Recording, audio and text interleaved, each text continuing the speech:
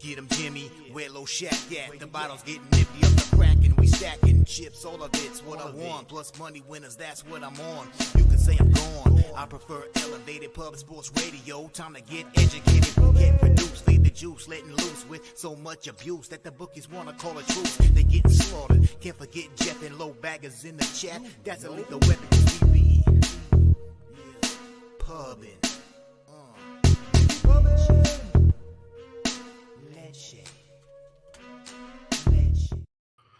What up, cappers, gamblers, punters, hustlers, low baggers? Happy Thursday, October 20th to all of you. Thank you for watching Betting with the Bag right here on Pub Sports Radio. Man, the battle is real. 5 sports today on the show. We have Mr. Gogster joining us for NHL and NFL. We're going to start with NHL and then NFL. Then we are going to, let me just go over everything. So much shit. NHL, NFL. Then we move on to NBA. Cashed the Raptors first quarter, and then things fell apart for me. Upsetting. The Spurs, I was just probably getting too cute with the Spurs first quarter. The Heat minus 7.5. It was a shocking display by the Heat and the Nuggets. I wasn't on the Nuggets. I had some legitimate concern about the Nuggets. The Heat, I thought, were going to take care of business. Kyle Lowry looks awful. God, does he look awful. God damn, does he look terrible. Heartbreaking to watch him out there. We cashed with the under in NCAA football. That helped. We pushed with the Panthers team total at 4 on the under. I was pretty fortunate that it pushed. And then I lost on the Kraken first period. And I'm happy that, some of you guys who had big bets on the Blues got the overtime winner because that was tight. And I expected it to be tight. And I expected the Kraken to come out more in the first period, but it's a battle. It's a battle. And I've made 6 bets already on the NHL card, and that's it. I've done nothing else. Some big things, though, today. Not only do we have this giant show, but we have our big Cappers contest show at 2 p.m. Jose, you're going to have to keep me on point because we might be going up till 145, 150 on this show. But we have a Cappers contest show at 2 p.m. And then I'm hosting my first Thursday nighter. Hosting the Thursday nighter tonight, Saints Cardinals. I think it's going to be much better than the garbage Thursday nighters that we've had of late. And I'm fighting the good fight to cap all of these games. It's not just to cap them. You have to succeed in your capping. It's one thing to fucking cap them. It's another thing to be right and to win. And I need a nice night tonight. And I expect to have a nice night tonight. Oh, God.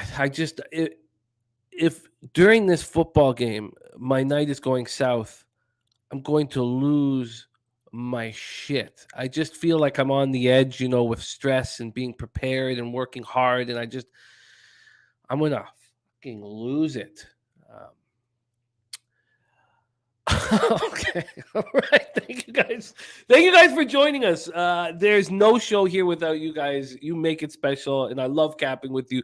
Shout out to Cobra Sports 609 in the house, Fanatical Jim, Rodney M, Top Shelf Plays, Viper NB, Big Daddy Boom. By the way, I have all of the fucking foam, the studio sound foam, ready to be put up. It's just haven't had the time, lacking time. So the sound on the show will improve here immensely over the next 72 hours or some shit.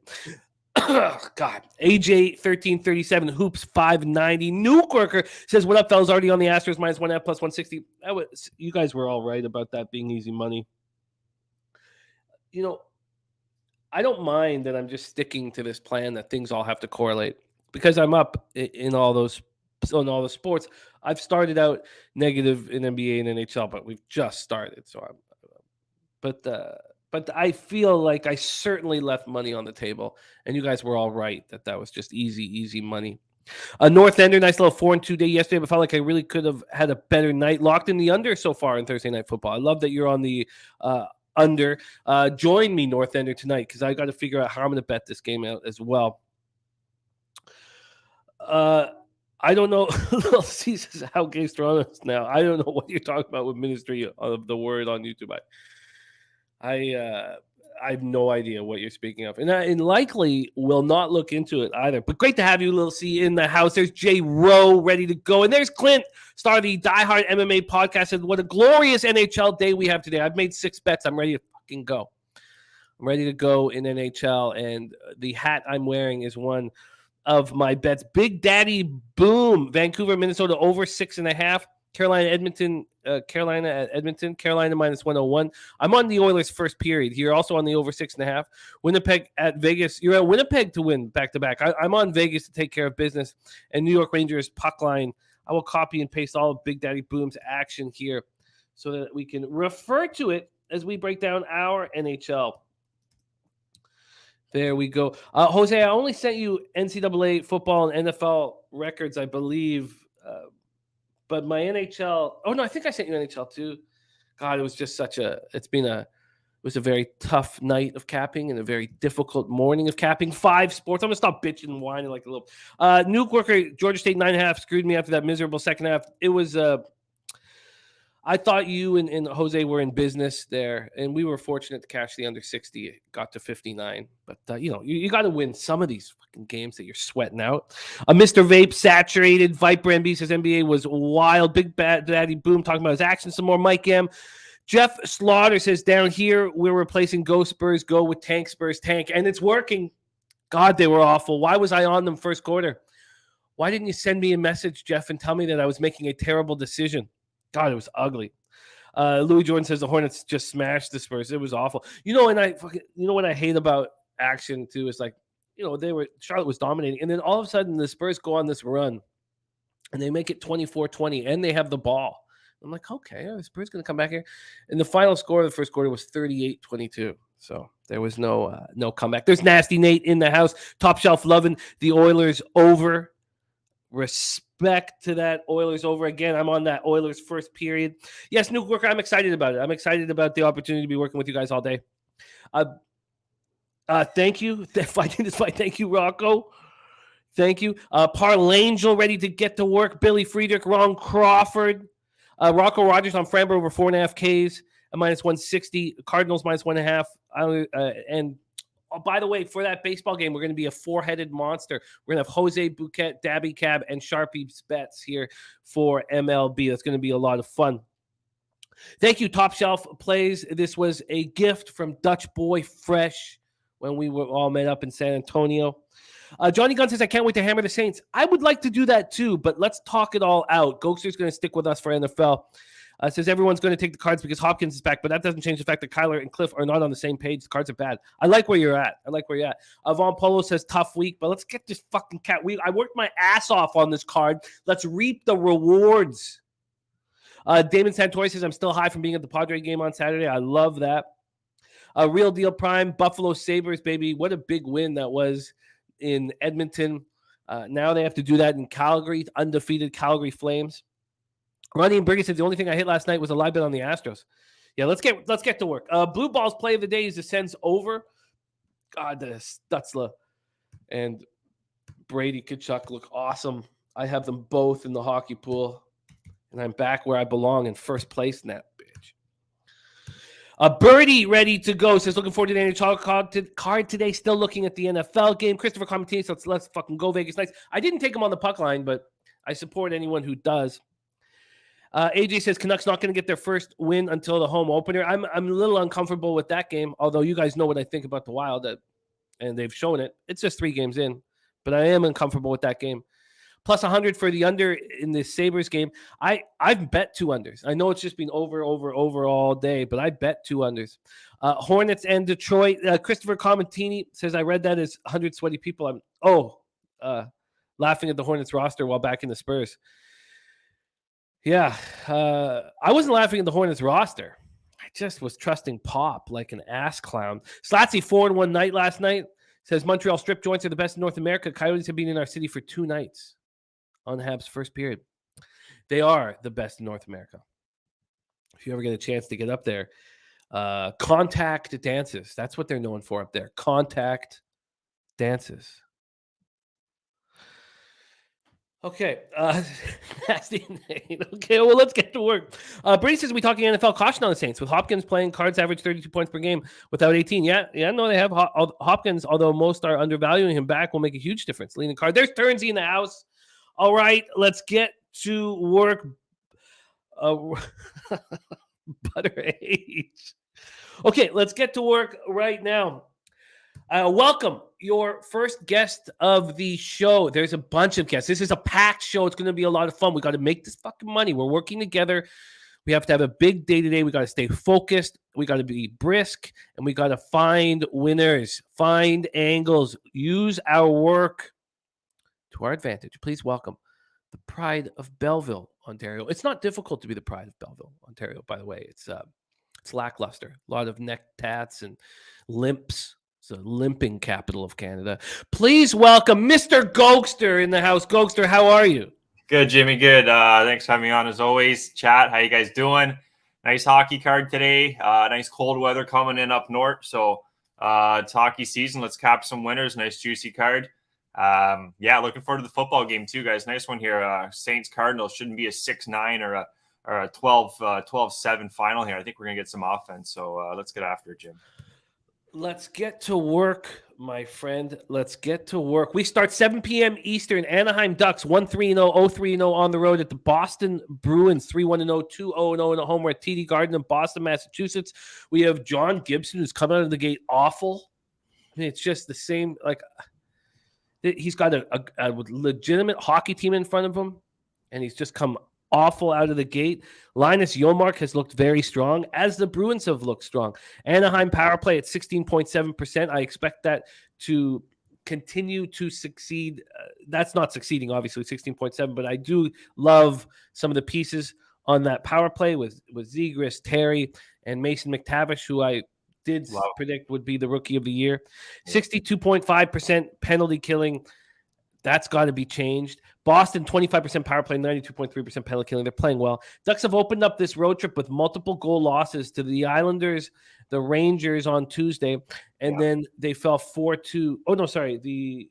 On Tuesday, they fell 4-2 at Jersey, but they opened it with multiple goal losses to the Islanders and the Rangers. The Islanders was a real bad one.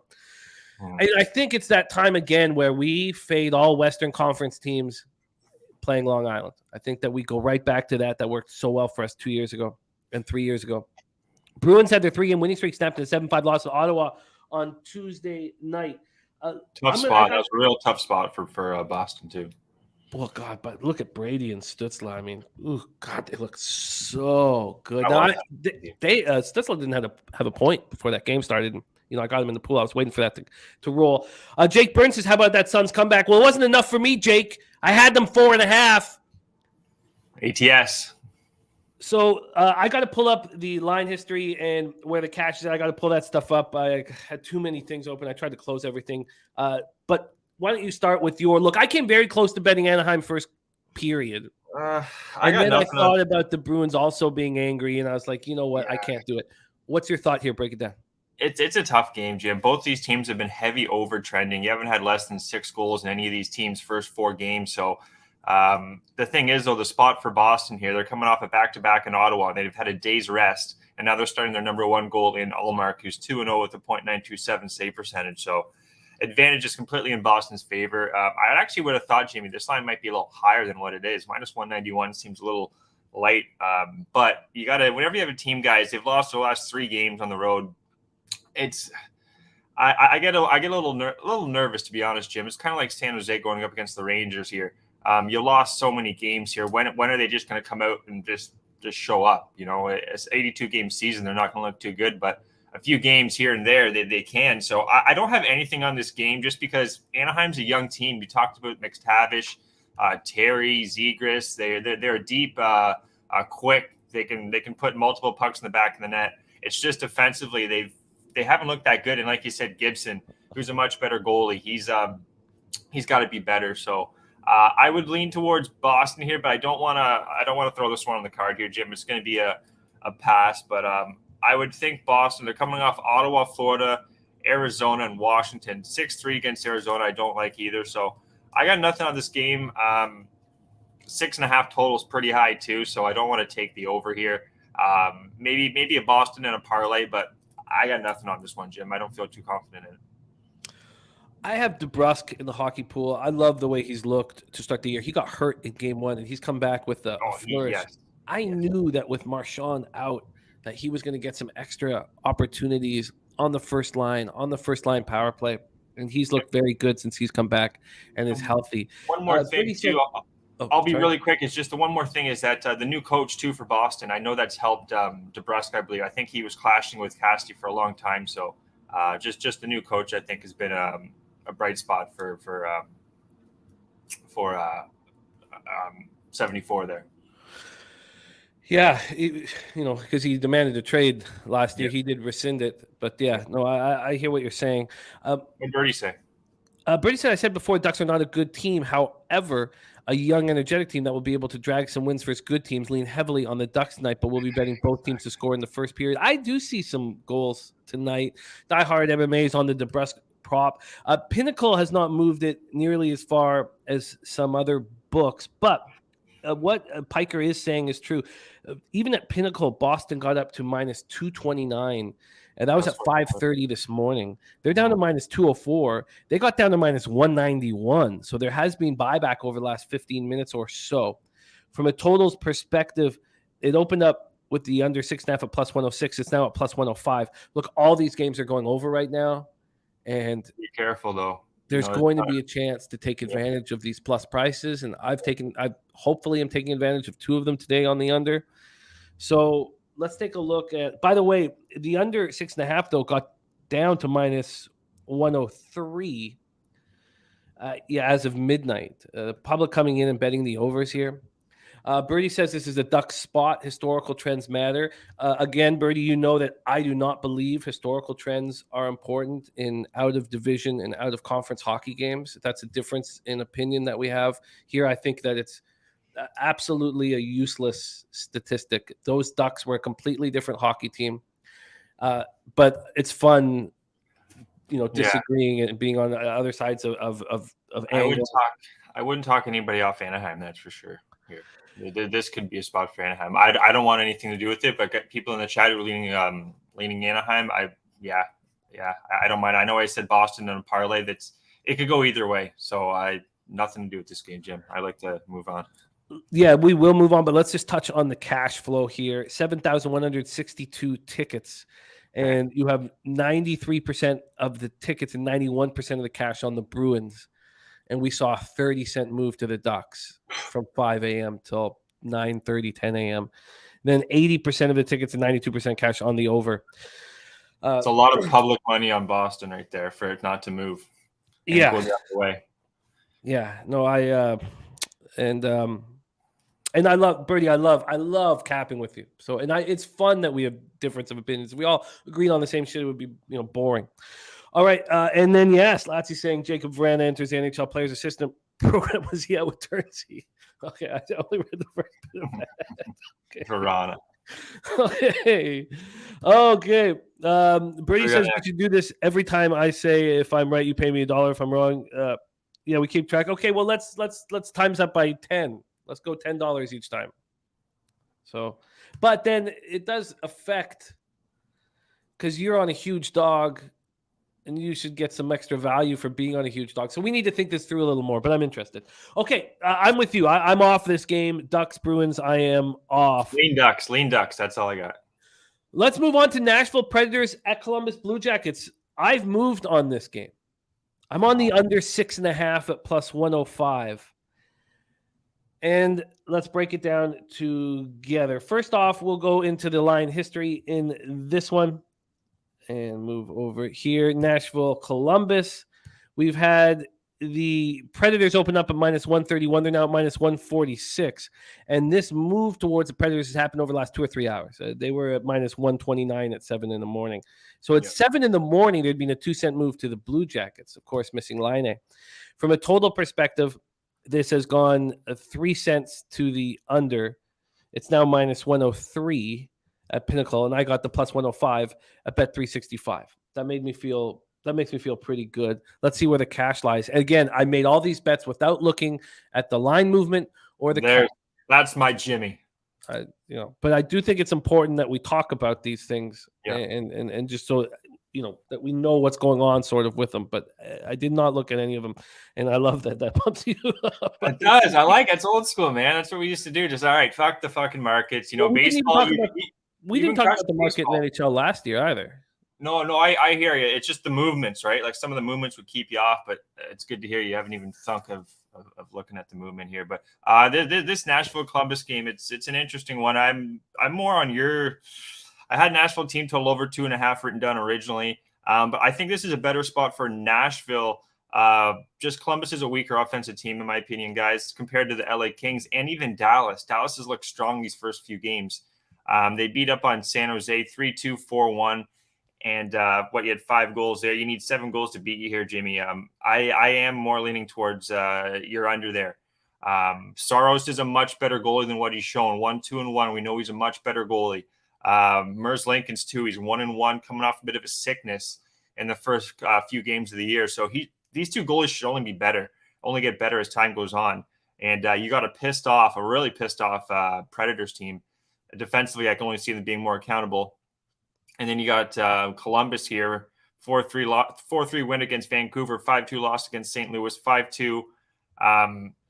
They're allowing goals, but you got Mers Lincoln's at home, Jimmy, and that's where I really like him. I do like your under, but minus 130 is what I had on Nashville. It's now steamed up, so I'm going to lay off this one. I do think Nashville are going to put in a solid performance here in Columbus. Losing 4-1, 5-1, and then that brutal 4-3 loss, Jim. I was on Nashville with Pete. I said, this is one of my favorite plays. I thought Nashville was going to bounce back there. The LA Kings on a back-to-back with Pettersson in net, and they just collapsed 3-1 up and 3-1 and blew that game 4-3. So not a good sign from Nashville, but you got a much easier team, in my opinion, in Columbus, who had their first win of the year against Vancouver, who can't hold a lead to save their life. Sorry, Jimmy.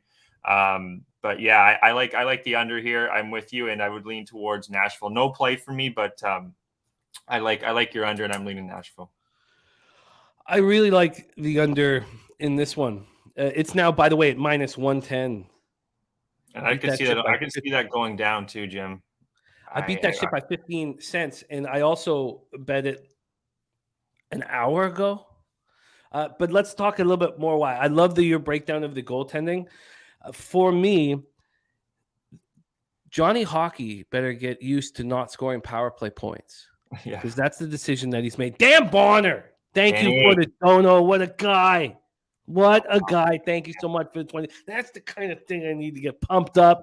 Fired up. I love it. Slatsy says 5 days until Vegas trip with my wife. Cannot wait. Wish you were there. Oh, God, Slatsy, I wish I was there too. I just, I'm at that point in life where I just got to wait for the kids to get a little older and not have another one.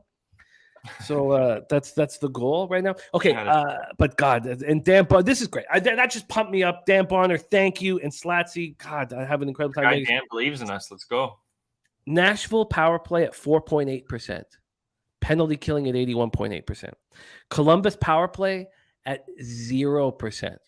And I know the sample size is small, but Johnny Hockey better get used to 60-point seasons and not scoring on the power play. Line is going to be a big piece to the power play.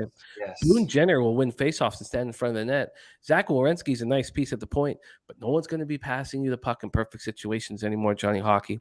You have the 2 teams with the worst power plays in the NHL. And I know you could easily say sample size too small. I don't think so. I think these power plays are going to be bad all year. Yossi's not going to have a season like he had last year. I've never trusted the Predator forwards to be top notch on the power play. It's just Josi. So there we have it. I'm on the under 6.5 and plus 105. It's moved 15 cents in the hour since I bet it, which has got me insanely pumped up. All right, we are going to move on. We have leans from Gogster on the Predators and the under. He can still move on either of those if he wants to as we break these games down. I'm on the under 6.5 at plus 105. 7 p.m. Eastern is next up. Arizona Coyotes 1-2-0, 1-2-0 on the road at the Montreal Canadiens 2-2-0, 2-0-0 at home. By the way, that 15-cent move is not from the cash.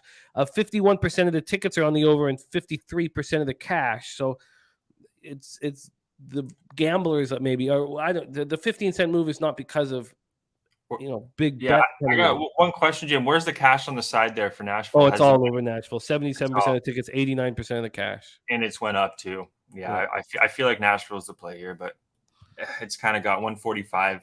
I don't want to lay that much juice. Ron Crawford spreadsheet play of the day is here in this game. It is the Habs in regulation, Montreal in regulation, and Northenders in on that Preds under. I love the sounds of that. I know unders aren't hitting. Billy Friedrich says, give me the Yotes here. And Friedrich, my man, Billy Friedrich says Predators should talk to Dahmer about being their new mascot. They should. They should. Did you see their new Sabretooth logo they got? They got the new alternative jersey, Jim. It's like from 2006 for Nashville. It's got like a Sabretooth with a Nashville Predator. I don't know what type of animal it is, but I think they should be called the Nashville Sabretooths or something. The Predators. Like, it's 2022. You've had to axe the Eskimos. Let me try again. Everything else and that's came across the higher up. So I don't know why the hell they haven't done this. So anyway, I don't think you do come from a country that had two teams with the same name in the CFL. Ottawa Renegades and the Ottawa Rough Riders. Yes. The Saskatchewan Rough Riders and the Ottawa Rough Riders. Yes. I think that if you tried to have a team with the name Sabre in it that wasn't Buffalo, I think there would be some kickback here. But let's stay focused here. NHL spreadsheet play today is on the Habs in regulation from our Ron Crawford. Habs in regulation.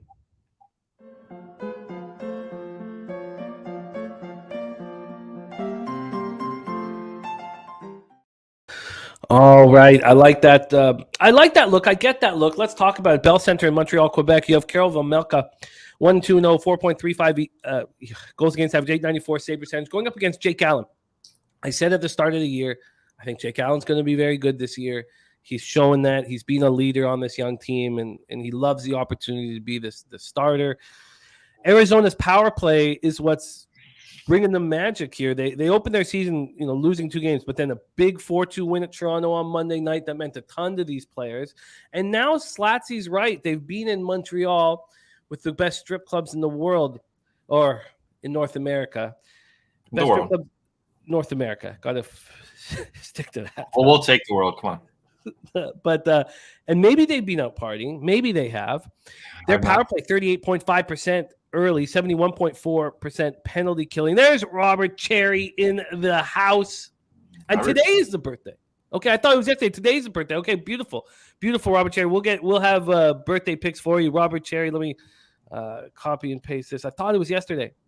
So okay, perfect. Let's make sure I have this at the top of my worksheet. It was Birdie's birthday yesterday. So if any of you guys missed giving him the love he deserves. Related. So, Habs come off a big 3-2 overtime win at home over Pittsburgh on Monday night. I mean, both of these shit hockey teams are coming off of big wins. Let's see if the market, and I have not moved on this game, let's see if the market is dictating any action here. From a line history standpoint, Arizona opening up at plus 135. They're now at plus 144. Can you believe the Habs are a minus 161 favorite? From a totals perspective, it opened up 6.5, minus 105 to the under. It's now minus 118 to the under. And it's moved to 6 at some books. So that's pretty telling. I wonder if all the cash is on the under. I find that hard to believe that there'll be any game where all the cash would be on the under with all these games going over. And there is no game with all the cash on the under, by the way, on this.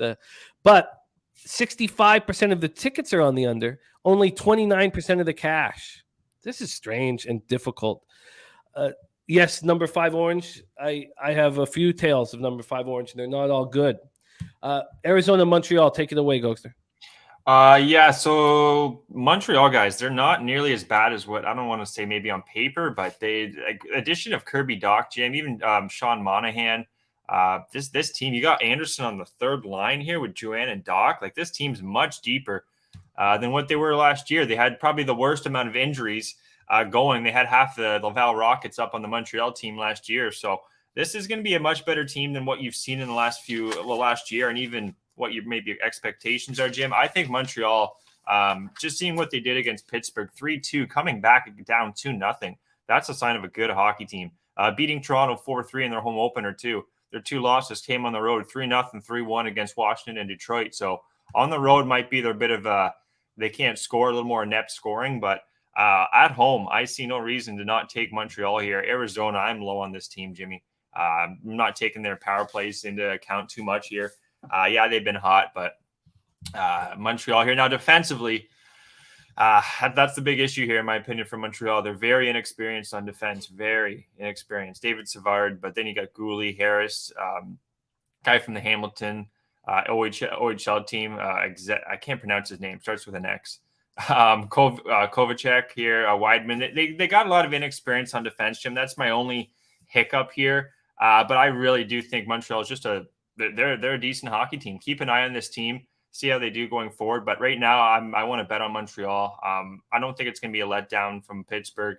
Minus 106 is what the overnight line was, Jimmy. That's what I had on the overnight. I don't know what it is now, but I am going to play Montreal here, guys. Regulation. I got minus 106.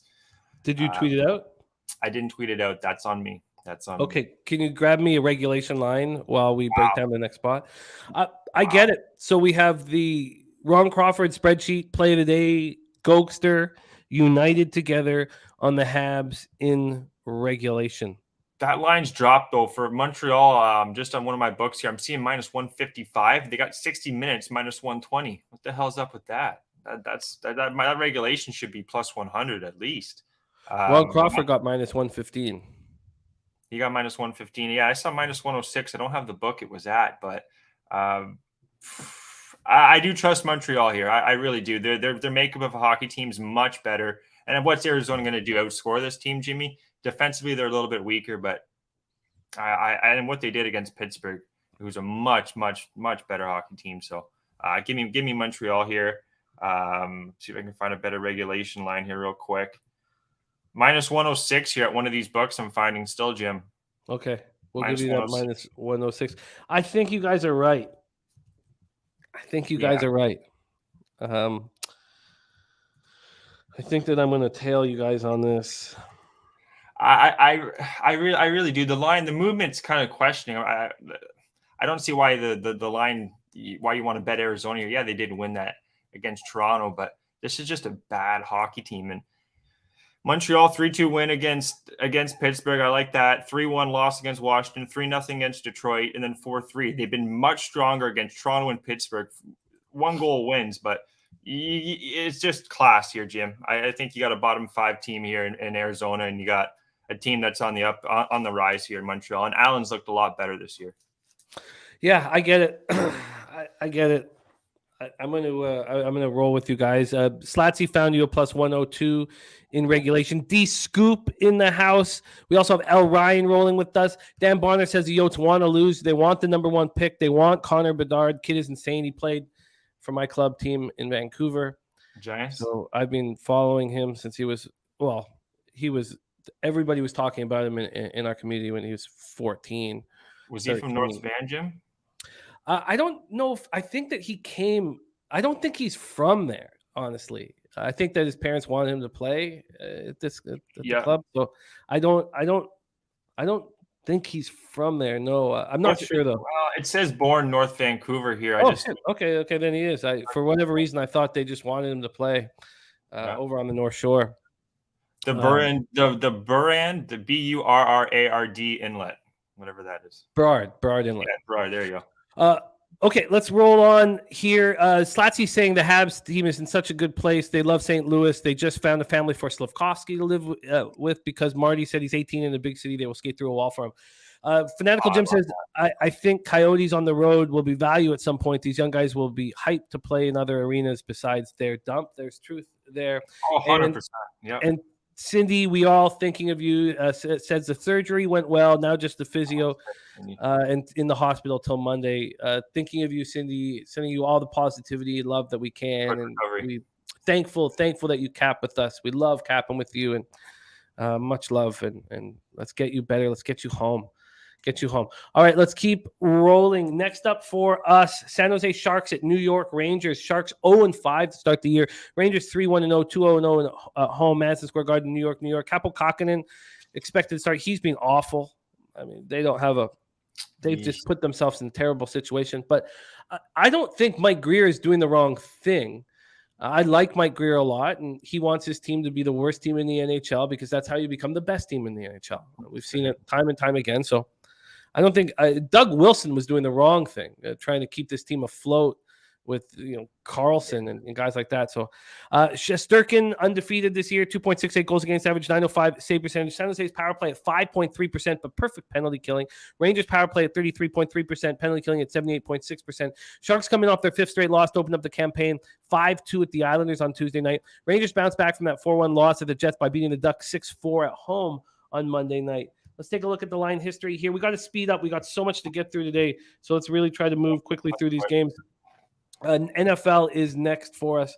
The Rangers opened up at minus 234 yesterday at 1:16 p.m. They're now minus 291. A massive move towards them. This under opened up at 6.5, minus 111. It's now 6.5 at minus 114. I told you that almost every game has money on the over, more money than on the under, and every game the odds are they're welcoming the over cash. So the books are thinking that this huge run for overs will come to an end at some point. Slatsy says Zibanejad has been a monster. He sure has. I didn't move on this game. Are you moving on it? No, this San Jose's been really lost here. And what I'm seeing too, Jim, is Reimer is in net. He is going to start here. Reimer will start versus the Rangers, David Quinn. So Reimer I do like a lot better than Kakkonen. I would lean towards an under here, Reimer and Shesterkin in net. Is San Jose gonna? It's hard. I haven't seen a lot of San Jose games, in all honesty, so it's hard for me to kind of dictate what their style of hockey's been. But 0-5, they've lost, 5-2, 5-2, 2-1. Actually, best game they had was that 2-1 game against Carolina. Just barely lost the last few minutes. Then 3-2 against Nashville, and they lost another one against Nashville in Europe. So, honestly, Jim, I wrote down San Jose first period plus 170. Just you got a kind of a desperate hockey team, but again, what is this season? I don't know. I don't want anything to do with this game, in all honesty. I want to stay away from this game. I lean towards San Jose team total under 2.5, but I do think they can maybe come out strong in the first period, but that's a very kind of a cute play. They're kind of like what you said with San Antonio first quarter last night. That'd be kind of a cute play. So I'm going to have nothing on this game. We got a lot more action here. Dan Bonner saying slamming Zibanejad over 3.5 shots at plus 128. He has 9. That is correct. 9 shots in both the home games this season. Sharks are terrible and allow a ton of shots. And Slatsy saying Zibanejad's being a monster. Rodney M looking at the Sharks team total under 2.5. All right, let's move. It's minus 145, that 2.5 there. So I got nothing on that. And also Brent Burns not on the defense for San Jose. It's showing. Move on to 7 p.m. Eastern. Washington Capitals 2-2-0, 0-1-0 on the road to the Ottawa Senators, 1-2-0, 1-0-0 at home at the Canadian Tire Center in Ottawa, Ontario. Darcy Kemper and Anton Forsberg. Let me know if that has changed. I told you that I do not expect Kemper to have a good season this year, and Forsberg has a chance here at being the number one while Talbot is hurt. Washington power play at 21.4%. We know what it's like with Ovechkin there on the wing, but they're penalty killing at 70%. Ottawa power play at 12.5%. We know that's going to go up, and they're penalty killing at 77.8%. The Capitals coming off their second straight home ice victory, 6-4 comeback win versus the Canucks on Monday. Their arrested group. The Senators coming off their first win of the season, a 7-5 victory at home over the Bruins. Let's take a look at the line history here in this one. We have the Senators opening up at minus 130. They're now minus 111. So a big move towards the Capitals on the road. This total, another one that's, actually this is the only one. There's been a 1 cent move to the over. A 1 cent move to the over. Here. And when we take a look at the cash flow, by the way, Saros and the Preds by Sports Insights were giving 60% line value. There is a team with full line value, and they're my Vancouver Canucks. Carolina has 60% line value as well. Here in this one, you have 30. Look at this. So 64% of the tickets and 82% of the cash on the Senators, and the market moving heavily against them. Wow. 89% of tickets on the over. We don't have a cash number on the over. Take it away, Gogster. Yeah, anytime. I think Ottawa's just a straight over team until otherwise. Forsberg, with Ottawa right now, Talbot's out. They got rid of Gustafsson, who I wasn't high on. They brought in this Hellberg, who was on Seattle's farm team, or he was like a backup in Seattle. Other than that, they're thin as a sheet of ice right now, Jimmy. Ottawa and goaltending. So if Forsberg goes down there, they're done. Defensively, I've been saying it all year. I'm not big on this team defensively, but offensively, they're a top 5, top 10 team. 7 goals against Boston, who's not they're no slouch. Swayman was in net. Now on the other end, though, you got a big physical hockey team in Washington, where it's going to be a test for Ottawa. I think we're going to see some goals here. More I'm thinking about this, I'm going to play the old first period, both teams to score, Jim. I think we could see Washington come out after that bad performance they had. Where is it here? They won 6-4 against Vancouver. But even so, I think just Ottawa defensively, guys, I'm not high on this team, Jimmy. You need to see more. You need to see some change from Ottawa. See them kind of win a game 3-1, 3-2. But what have they had here? 7-5. They've lost 4-1, lost 3-2. I think they're going to start scoring. That game against Boston is only going to boost this hockey team. So give me the first period, Jim. Both teams to score. I'm not too high on Kemper either. He's got a .889 save percentage. I'm just not too high on this guy, to be honest. They've had one road game all year. Excuse me. Against Toronto, lost 3-2. But you got an Ottawa team that's starting to fire, but defensively they have holes too. So I'm just trying to find it here, Jim. Sorry, but okay, take your time. And plus 125. Plus 125. We have Birdie on the exact same spot. So both you guys are on both teams to score. I'm off of this one. Let's move to a game I doubled up on. 7 p.m. Eastern, Los Angeles Kings 3-2-0, undefeated on the road at Pittsburgh Penguins 2-0-1, 2-0-0 at home. I'm high on both these clubs this year. This is an all-in year for the Penguins, and the Kings are a playoff team who are going to be tough to beat if they stay healthy. PPG Paints Arena in Pittsburgh, Pennsylvania. We have Johnny Quick going up against Tristan Jarry. The Kings power play at 15.4%. I do think they will struggle a bit. Penalty killing at 76.9%. Pittsburgh power play at 30.8%. That power play is dangerous. And 66.7% penalty killing. I love backing the Penguins off of a loss. And the Kings are 3-0 on the road, feeling good about themselves.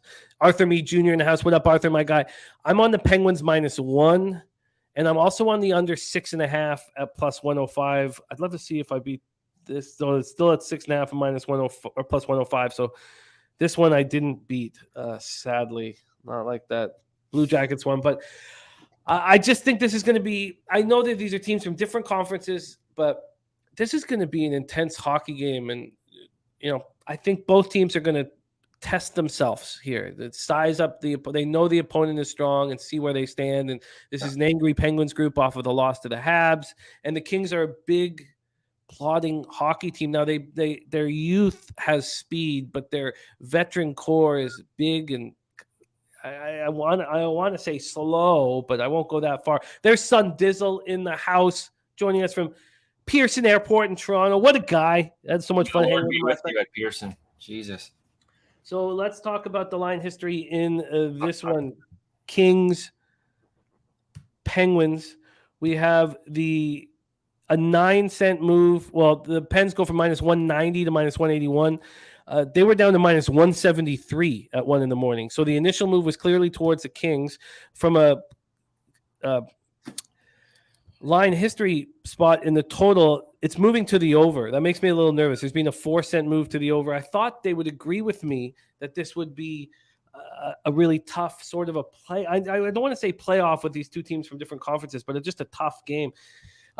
Let's just quickly look at the cash flow. We're going into NFL next. 4,438 tickets in, 21% of the tickets and 52% of the cash on the Kings. So clearly sharp money on the Kings to go 4-0 on this road trip. 86% of tickets and 98% of cash on the over. And it's only moved 4 cents. Brady says both teams to score. Kings games have won that bet every time but once. Also, will be betting Viardi props. Again, when I can talk about him, I will. Too much to type, but things have changed for him positively. Take it away, Gogster. Yeah, Velarde's been an absolute stud. This guy's just he's an up-and-coming stud right now. LA Kings, though, I don't like them here at all. Pittsburgh regulation, minus 112. I'm with you with Pittsburgh. And even the under, Jim. Why are just because LA Kings have scored, 5-4, 7-6, 4-3, all 3 games on the road. Now they got the next game on the 4th game on the road here, coming off 3 high-scoring games, and you got Pittsburgh, who just blew a 3-2 loss against Montreal on the road. They're not going to let LA go run up and down on them. I know they've looked good, LA, but I expect Pittsburgh. You got Yari at home. He's got a .938 save percentage, 2-0. I think that's a Pittsburgh spot, and I do like your under here. I wouldn't shy away. Only thing would worry me is if Pittsburgh just light them up for 4 or 5 goals here. That would be my only worry, because I'm not big on Quick or even Pettersson. So I'm pretty high on Pittsburgh here. I'm going to take them -112 regulation. 112 in regulation. Sweaty Butcher says he hammered this over. This is a gift. I'm with you and Yari at home. .938 save percentage on the season. It's not a good spot for the Kings here and a pissed off Penguins team. You've had 3 games go over, but you had those against Detroit, Minnesota, and Nashville. Minnesota can't stop me and you, Jim. And then Detroit and Nashville. It's just fourth game. They lost 4-1 against Seattle before that, guys, if you remember. 4-3 against Vegas. So this is a letdown for the Kings, in my opinion. Makes me nervous to be on the other side of the Sweaty Butcher. We move on. Dallas Stars 3-0, 1-0 on the road at the Leafs, 2-2-0, 2-1-0 at home, Scotiabank Arena in Toronto, Ontario. I came close to betting the Leafs. I really did. I came so close to betting them, and I couldn't do it with Muzzin out. I need to watch this defense a little more before I could do that. But god damn, did I come close. Look at Slatsy took Robert Saleh plus 1,400 for Coach of the Year. Wow, I like that look. Ottinger is 3-0 with a 1 goals against average and a .966 save percentage. Samsonov, as you have corrected me there, 2-0, 2 goals against average, .926 save percentage, trying to be the number 1 goalie here in Toronto. Dallas power play at 30%, penalty killing at 92.9%. DeBoer hasn't playing well. Toronto power play at 21.5%, penalty killing at 81.3%. Stars opened up their season with 3 convincing wins. I mean, they've outscored their opposition 13-3. They were last seen defeating Winnipeg 4-1 on Monday night. Leafs had that modest 2-game winning streak come to an end after an ugly 4-2 a loss at home on Monday versus Arizona. I want to bet the Leafs. I really do. I just can't do it. The Leafs open up -165. They're now -156. And from a totals perspective, it opened up at 6.5, even money to the under. It's now -101 to the under. It got to -107 to the under. It got to -108 at 1 a.m. So some people think this will be a tighter scoring game. I couldn't. It's a tough one. It's a tough cap.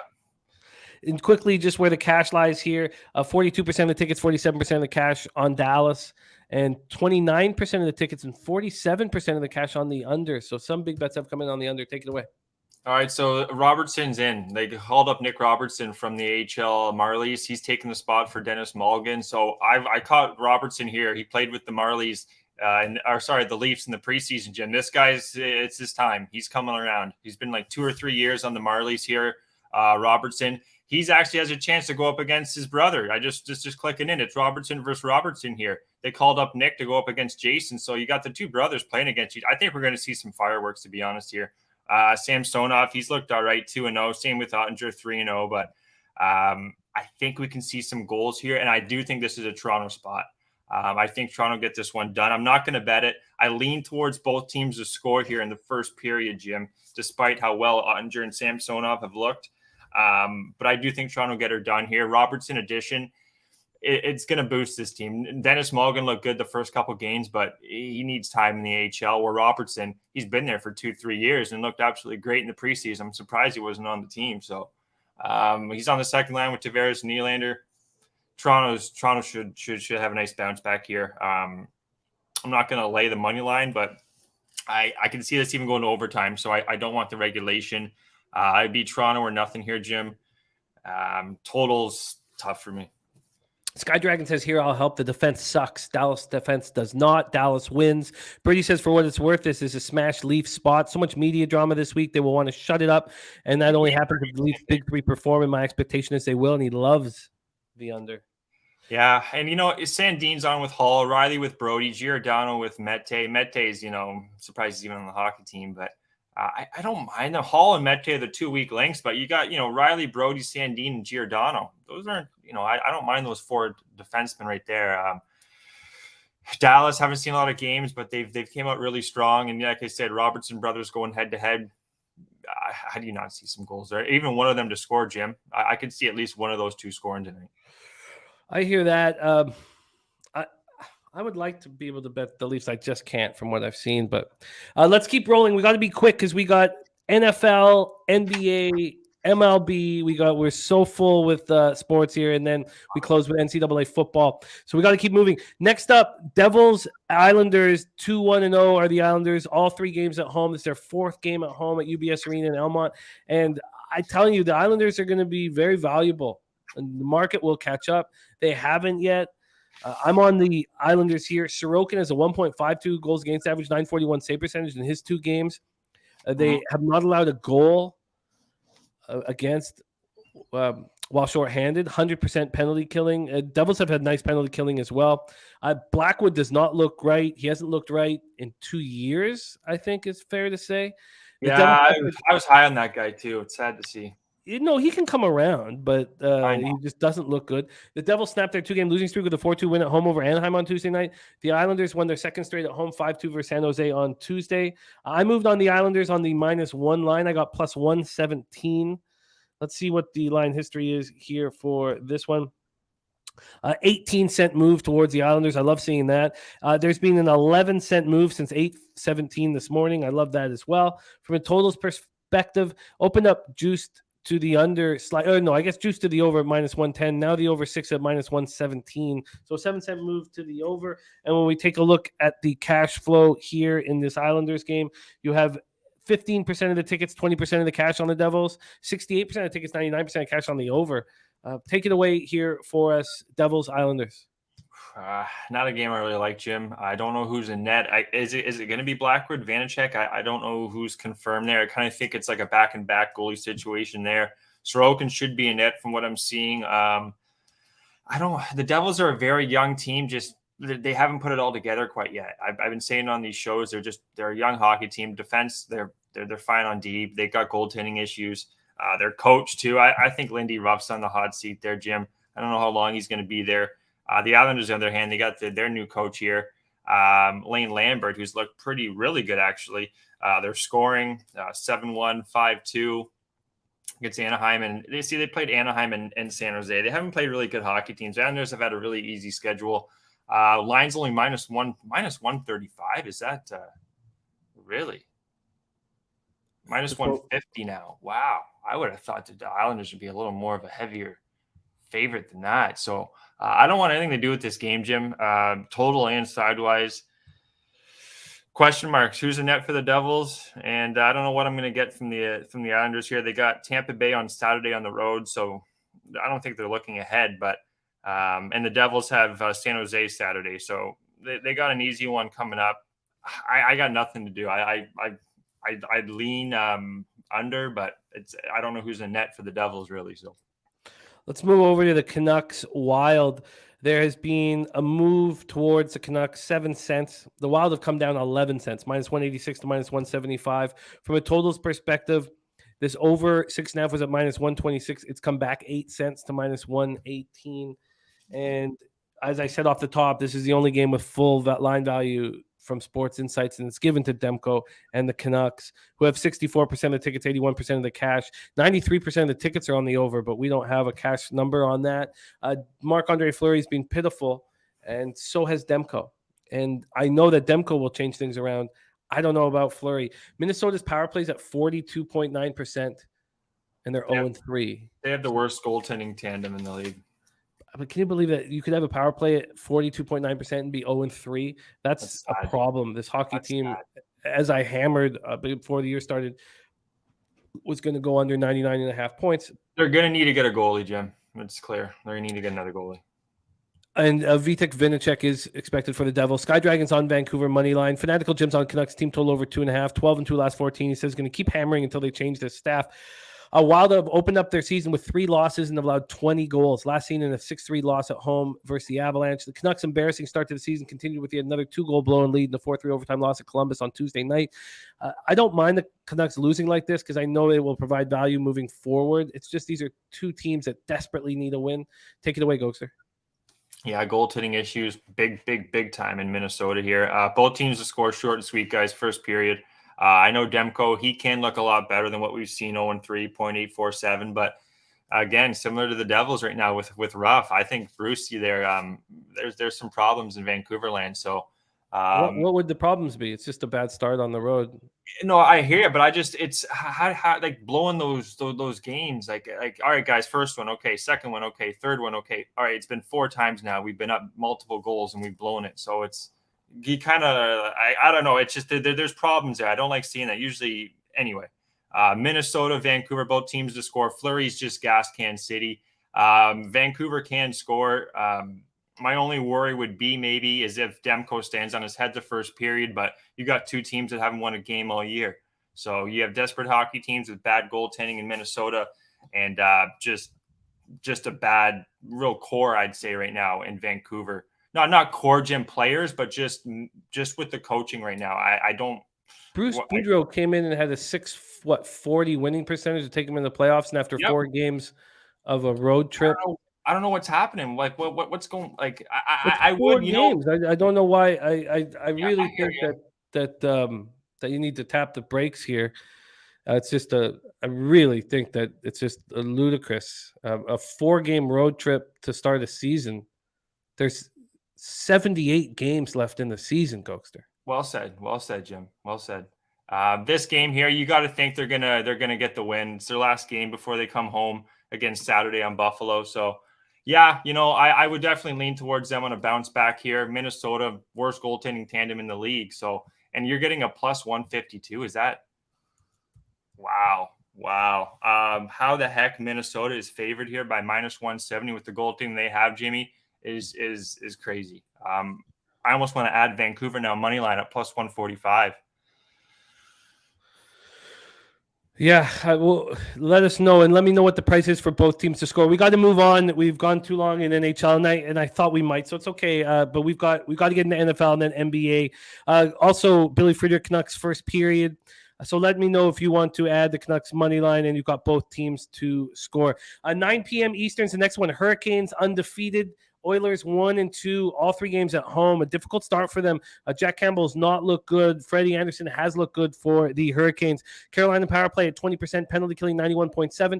Edmonton power play at 36.4%, penalty killing 81.3%. Hurricanes coming off their 3rd straight win, 5-1 at the Kraken on Monday night. They look very good. And the Oilers coming off that 2nd straight home loss, 4-2 at Buffalo on Tuesday night. So often the Hurricanes come out of the gate slowly.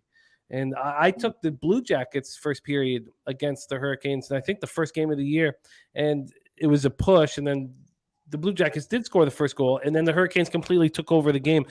I think the Oilers come out fast here. I'm on the Oilers first period. I got that at minus 120, and right now for the game, we see a 1-cent move to the Oilers, minus 110 to minus 111, and a 4-cent move or 2 or 3 cent move to the under. And then when we take a look at the cash flow on this one, you have 66% of tickets and 84% of the cash on Carolina, 89% of tickets, 99% cash on the over. That makes me want to bet the Oilers right now. So, but look at Pimp Slap play today is on Carolina Hurricanes, but all this money on the Hurricanes and this is an angry Oilers group at home. It just, maybe I have enough on them on the first period, but this makes me want to back the Oilers. Take it away, my man. Yeah, just seeing quick movement here. Washington now minus 110. They're both minus 110. Ottawa, Washington. So a little money on Washington. Carolina, Jim, they played Seattle, San Jose, and Columbus. But combined, those teams have what? Two wins at all 3 of those teams. And same with Edmonton. They beat Vancouver 5-3, but then they lost to a better hockey team in Calgary and Buffalo. So sidewise, I don't know the lines, right? I'd say minus 109, plus 100 for Carolina. I do like the Edmonton first period look. I don't mind that. But I think both these teams are like Stanley Cup teams, in my opinion. I think both these teams are really good down the stretch. They should be right there, even deep into June, Jim. So I got nothing on this game, buddy. Campbell has not looked nearly as good, though. 1-1, 0.851 save percentage. I lean Carolina, but I have nothing on this game. Should be a good hockey game.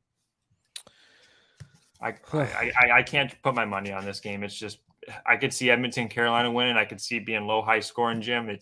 I feel you. Well, let's keep rolling because we got to get into NFL and NBA. Next up, 9:30 p.m. Eastern, Buffalo Sabres, Calgary Flames, Scotiabank Saddledome in Calgary, Alberta.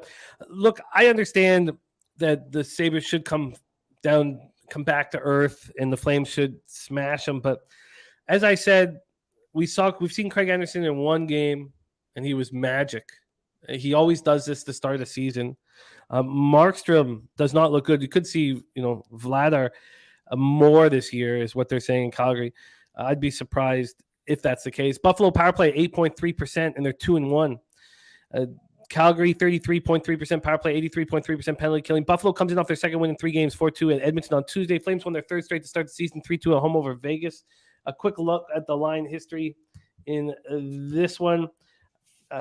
Calgary Buffalo. We have the Flames opening up at minus 242. They're now minus 277. They got up to minus 285. From a total perspective, there's been a 1 cent move to the over. And when we take a look at the cash in this one, it's 22% of tickets and 30% of the cash on the Sabres. We don't have a cash flow on the total, but we have 82% of tickets on the over. Take it away for us, Gogster, and keep it quick. We got to keep moving. For sure. Vancouver, Minnesota, Jim, first period, both teams to score was plus 120. Buffalo, Calgary, guys, Anderson, Markstrom, both goalies have yet to lose. Buffalo on a bit of a road trip here. They're going up against Vancouver Saturday. You got Calgary versus Carolina Saturday. I lean to an under, to be honest, Jimmy. Calgary's battle tested these first 3 games. Colorado, Edmonton, Vegas, 3 stronger teams. Buffalo win against Edmonton, win against Ottawa, and just barely lost against Florida. So really, this could be 2 3-0 teams. I don't have a strong feel similar to that. I feel bad, guys. Sorry for all the Alberta fans there. Edmonton, Calgary. I don't have any looks on these, but I lean to the under 6.5 in this one, but I don't feel confident enough to play it. Just going to lay off this game, guys. Going to kind of keep a closer eye on this Calgary team. But Buffalo, they've a lot of up-and-coming young studs on this team, like the Devils, the Kings, the Ducks. Sabres got a lot of young up-and-coming talent. Quinn Hughes, it was called up there. They got us like Patera, JJ Patera. I believe he was called up as well. So they got a lot of young and up-and-coming talent, Jim. Nothing on this game. I don't want to batter too much about it. What did you get for both teams to score in Vancouver, Minnesota? Plus 120 is what I got. Let me just double check that real quick there. Okay. Plus 120 is what perfect. Plus 125. Plus 125. Okay. And let me know if you want to add the Canucks money line. Let's talk about the last game on the board. Winnipeg Jets 2-1, 1-1 on the road at Vegas Golden Knights 3-1, 1-0 at home, T-Mobile Arena in Las Vegas, Nevada. I told you guys to be careful with that Avalanche game last night, and now bet the Golden Knights. Yeah. Logan Thompson, 938 save percentage. He's ready to be the number 1 goaltender, and we're going to see David Rittich in goal. And they're going to miss Eric Comrie in Winnipeg. Rittich could easily get touched here. Jets on the second half of a back-to-back after a 4-3 overtime win against the Stanley Cup champions. Knights coming in off a 3-2 loss at Calgary on Tuesday night. This is just perfect situation. I don't blame you if you want the puck line. I did take the -1 line, and I plan to continue to do that this year. But take it away. Last game on the board. I'm on the Knights -1. I guess maybe the devil's advocate here. Rittich is bad. Red light Rittich. He's awful. Thompson, he's an up-and-coming stud. Only thing would be maybe Winnipeg. They've looked really good in my opinion. 4-1 win against the Rangers. Did lose against Dallas. 4-3 looked solid in that game against Colorado. It's a back-to-back. I don't. My only worry would be is if Vegas is getting like a goal-scoring fest here. Like they're trying to win this game 5-4 because that's not going to be good for them. I can see Vegas winning this game like a 3-2, 4-2 kind of game, Jim. So I am on Vegas, though, despite what I said there. They're coming off that 3-2 loss against Calgary. They've been a fine hockey team. Bruce Cassidy behind the bench there. I like that. Winnipeg, I am actually higher on Winnipeg this year maybe than others are, but with Rittich and net, guys, this guy's slow. He doesn't move good post to post.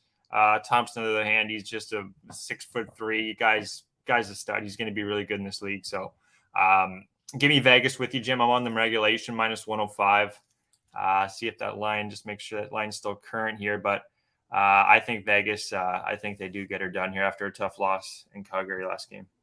Yeah, I'm comfortable on this spot. Look at that. Deacon Mike, so far this season, 35 games with 6 goals or over, 18 under 6. No something says, how would you break down the angle of finding shots on goal looks Why don't you answer that here in a second? I'm going to go over all of the action here. And did you confirm the Vegas in regulation? Yeah, I'm going to confirm the Vegas in regulation here. Sorry, I was just pulling that up there. It was all the way up to minus 125 at the one book here. But this other book I'm going to pull up here, it's minus, it's went up a lot. Can I jump on that -1 with you, Jim? Yes, absolutely. I'll get you that line on the -1 here. Let's go over the Pinnacle. I like to do -1 there. And yeah, when it comes to these picks, guys, I'm pretty high on Montreal here to beat Arizona, Pittsburgh to bounce back against the LA Kings. Now I got Vegas here with Jim -1. Both teams to score. Buffalo, Calgary. Or no, sorry, I didn't play that one. Both teams to score. Vancouver, Minnesota +125, and both teams to score in Ottawa, Washington +125 there, Jim. So you're getting 5 cents worse than me. You're getting a -147 on the Knights -1. Good luck with the 47. I like it. All right, there you go. So let's just review all action. Then we'll move into NFL. Then we'll move into NBA. Then we'll move into MLB. We have lots of guests coming on to join us here. But Gogster and I are going to attack this football game next. So let's review all action. Jeffrey Blue Ball's play of the day is the over in the Senators game. And Big Daddy Boom is on the over 6.5 in Vancouver, Minnesota. He's on Carolina -101. Carolina, Edmonton over 6.5. Winnipeg at Vegas. He's on the Jets to win back-to-back and then going to Vegas and win. And he's on the Rangers puck line for us. I moved on the under 6.5 at +105 in Nashville, Columbus. Again, these are the worst two teams in the league so far on power play, and they're going to give us a 6.5. I just don't see that many 5-on-5 goals. It's moved to -110. I only bet it about 2 hours ago. The Ron Crawford's on the Habs in regulation. So is Gogster. And I'm going to tail that. I'm going to go with the Montreal Canadiens with you guys. I get it. We stayed off of Sharks, Rangers. Gogster's on both teams to score in the first period in Washington, Ottawa at +125. He's on the Pens in regulation. I'm on the Pens -1, and I'm also on the LA Kings, Pittsburgh under 6.5 at +105. And Sweaty Butcher going up against me and thinks the over is a gift, so that makes me nervous. I have interest in the Leafs. We now know that Wedgwood is going to be in goal. Oh, is he? Yeah. Oh, that's a Leafs play, I think. I don't want to go too much into it, but do you want it right now? Let me know and then let us know during the football breakdown. I'm on the Islanders -1 at +117. Birdie's on the Islanders, Devils, both teams to score in the first period. Stars, Leafs under 6.5. Kings, Penguins, both teams to score in the first period. Gogster's on the Canucks, Minnesota Wild, both teams to score in the first period. By the way, Dan Bonner found you a +136 for that. Mike M's pimp slap play of the day, that's won 2 straight, is on the Carolina Hurricanes. I'm on the Oilers first period. Sabres, Flames, I am off. I'm on the Knights -1, and so is Gogster. He's on the Golden Knights -1. All right, let's go into NFL. And yes, my man. One thing, just know something. I completely went over his shots on goal prop. My apologies. NHL.com, just go to the stats, teams, and then you got by season, by game, all time, and just start playing around with the filters, guys. You got everything there.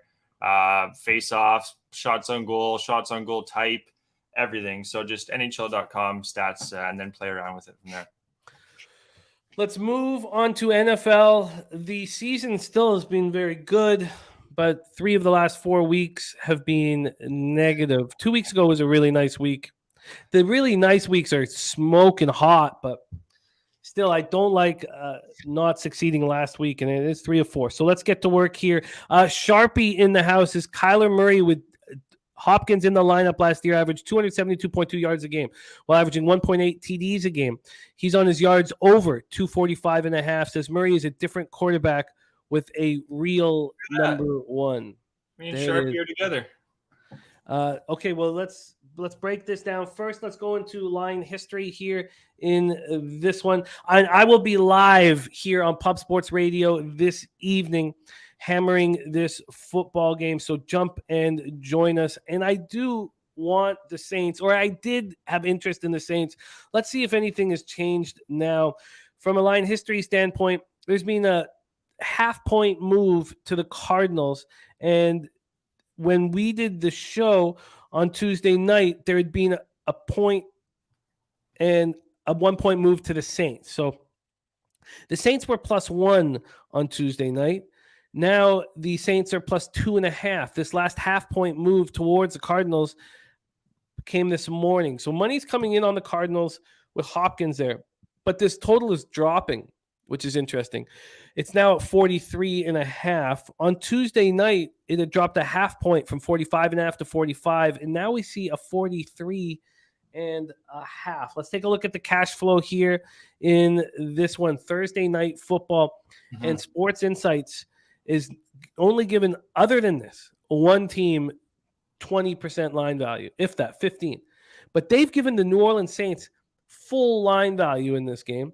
39% of the tickets are on the Saints and 53% of the cash on the New Orleans Saints. From a total standpoint, 56% of the tickets are on the under and 80% of the cash is on that under. Interesting that the market is moving back towards Arizona. Saints coming off that 30-26 loss at home to the Bengals. They have no Michael Thomas, no Jarvis Landry, and Chris Olave with the concussion. Now, Olave's not on the injury report. He's expected to be in the lineup unless there's been some sort of, fallback. I see him in. But Landry and Thomas are not expected to be in the lineup. Kamara, and then so how much is a rookie going to change things from a wideout percentage? It's going to help because Traquan Smith just can't get enough done, and you're forcing Kamara to do all this, and it's going to help to have Olave out there. As a team, the Saints ran for 228 yards. That's a second straight 200-plus yard game. That's they haven't done that. They've done it 3 times since 1990. Let me just put it there. Lattimore is still dealing with the abdomen injury, and Arizona is the worst in the entire league stopping tight ends. So if you have interest in Juwan Johnson props, I would understand if you are. Wine Time Sports says, I'm all over the Saints, plus 3 at minus 115. Bought the half point. Says, I think the Saints win this game outright, but taking the points for safety. And there's LJ from H-Town on the Juwan Johnson prop, over 28.5 receiving yards. Ed Searfoss says MGM has the Saints at plus 3. So we've moved all the way to 3. Sharpie says, in my opinion, you can't judge this Cards offense without Hopkins in the lineup. Murray without Hopkins is being a league average quarterback. With him in, he is a top 7 quarterback. Yeah. BJ says everybody on the Saints. Brady says this is how the NFL works. We get perceptions based off what we have recently seen. Cards are the look here. Some guys just mean more than others. Hopkins is that type of player. Dan Bonner is on Hopkins being back, says love his receiving yards over 62.5, says my favorite play. Saints allow yards to top receivers. He says angry D-Hop is going to feast. He's laddered him. Rodney Barton on Zach Ertz over 4.5 receptions. Sammy Calmer says Cards win by 10. Arizona comes in off that ugly 19-9 loss on the road at Seattle. They just weren't able to finish off drives. They moved the ball okay. Top 3 running backs inactive. Connor and Darrell Williams. Are either of them, because we know that Jonathan Ward is on injured reserve. I'm going to see if either of those running backs are possible. I see Williams is out and Connor is questionable. So Connor will help a lot because Eno just didn't do the job. As we know, Marquise Brown, non-surgical fracture. So the question that we had on Tuesday night, which is being answered here by the chat, is, you bring in DeAndre Hopkins and you bring in Robbie Anderson, and that's a lot of changes to this offense. And last year, before Hopkins got hurt, the Cardinals were averaging 30.2 points per game. Once he's out, it was 18.8 points per game. We know how bad Arizona's been at home. In the Kingsbury-Murray era, they're 10 wins, 17 losses against the spread. And then they lose Justin Pugh to a knee injury. That's a tough loss. Yeah. Take it away, Gogster. Here it is. It's the Thursday night. What are your thoughts? All right, Thursday Night Football. I'm this side, guys. I don't know who to take. I don't know if I want the Saints, the Cardinals. I think can go back and forth. So what I'm going to look towards, Jimmy, in this game is going to be player props. I think I was 4-0 last time I was on your show doing the player props. So I'm going to just ride the player prop action here. Kamara here, he's at 99 against Cincy, 61 against Carolina, and 103 against Seattle. Olave being in, Jim, that's their number one next to Michael Thomas. That's going to be their number one guy. I remember looking at some of his numbers there. He was a big piece of their offense there, Olave. So with him back, I lean towards. Actually, did I play that? Yeah, actually, I am going to play that. I'm going to take Olave, Jim, over 59.5 Yards minus 115. That's gonna be the first player prop. If they're gonna throw the ball. Now you did say about Arizona and the tight ends, they have issues there, but with Olave here, I'm high on him to catch some balls here. Arizona's D-backs, guys, the defensive backs, it's been bad all year. And then looking at what he's done in the games he was in, Olave, 9 catches, 147, 4 catches, 67, 4 catches, 54, and we need 59.5. I think he can get there against a really weak Arizona secondary, Jim. Sticking with the Saints, guys, Kamara is going to be my go-to here. Kamara, I'm taking him anytime touchdown score, Jimmy, plus 120. They can throw the ball, they can run the ball. It doesn't really matter with Kamara. He's been really good actually in the backfield. He's had a lot of receptions. So I'm also going to take his receiving yards over 32.5 guys on Kamara. He's just been a big, with Olave back, it will help in my opinion, but how they do little check downs, the check downs is what's they're going to use that with Kamara in my opinion here, guys. Yeah, Jim, I don't want to go on too much more. As you can tell, I'm the hockey guy here. I love my football, but I'm pretty high on Kamara here to bring some offense to the Saints team. Olave to catch some balls in this weaker secondary for the Cardinals. And then just with our guy Sharpie there, I'm high on Murray here with the addition of Hopkins and even Robbie Anderson. He was a 1,000-yard receiver there for the Jets at one point. So we know he can catch some balls. Over Murray, guys, 1.5 touchdowns for Murray. Over 1.5 plus 106, Jim. That's going to be my next play. Over for Murray, guys, passing yards, 240.5 I found, minus 115. And then we have over 23.5 completions, Jimmy. Over 23.5 completions for Murray here at minus 120. He's hit that, I believe, in his last few games as well. And now you have those additions of their of those receivers. I'm quite high on Murray. And you were saying too, what was it? 28 points, something like that, 30 points they score with him in the lineup compared to like 18. So I'm gonna be on that case there. Murray, guys, over 240 passing yards, over 23.5 completions. Murray over 1.5 touchdowns plus 106.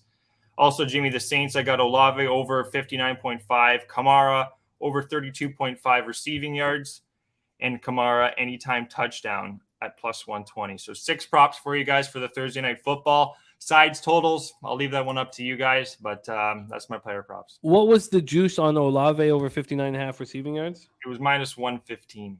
Minus 115. What was the juice on Kamara over 32.5 receiving yards? Minus 114. You got a lot of action here. I do. Over 240.5 passing yards? Yep. And with that, I had some notes here, guys. Murray's hit that, I believe, in his last few games.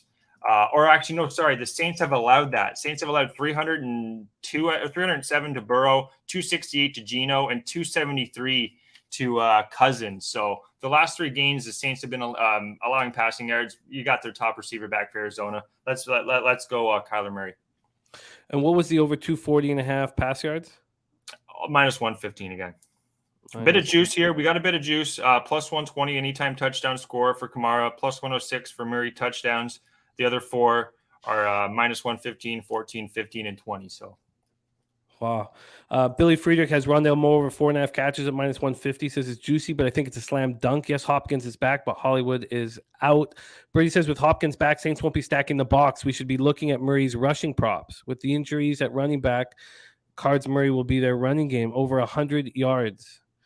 I like that. 590. Tonight we are doing this game live. We are breaking this game down live. What were you going to say, Gogster?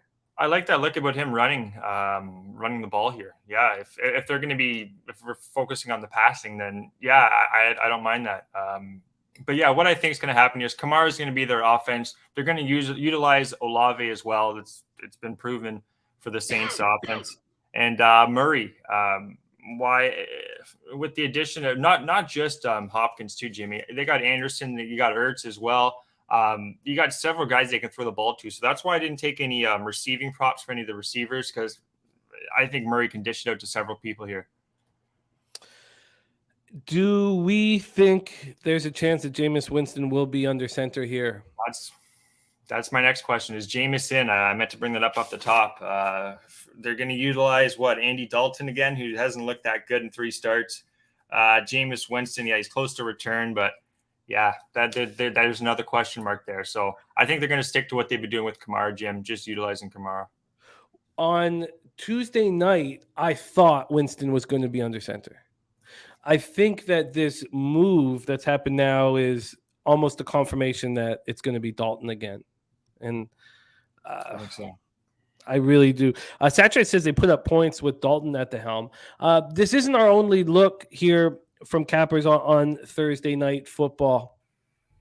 Well, hello there, Jimbo. It's your old friend Jeff Dahmer with this week's edition of Milwaukee Monster Sports Picks. This time we go to the hot sun of Arizona, where the Cardinals are taking on the Saints.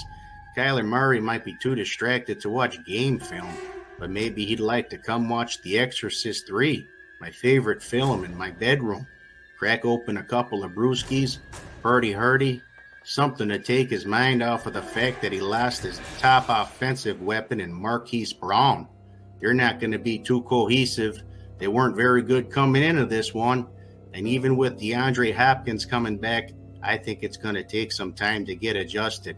I especially like the Saints if their starting quarterback, that sexy bar of chocolate Jameis Winston, comes back into the fold. Oh boy, I'll be waiting in the bushes to see if it's him. And if it is, I'll jump out with my baseball bat and whack this one right over the head on the money line. Give me the Saints. You know, they're a whole lot more than just Alvin Kamara and Jameis Winston.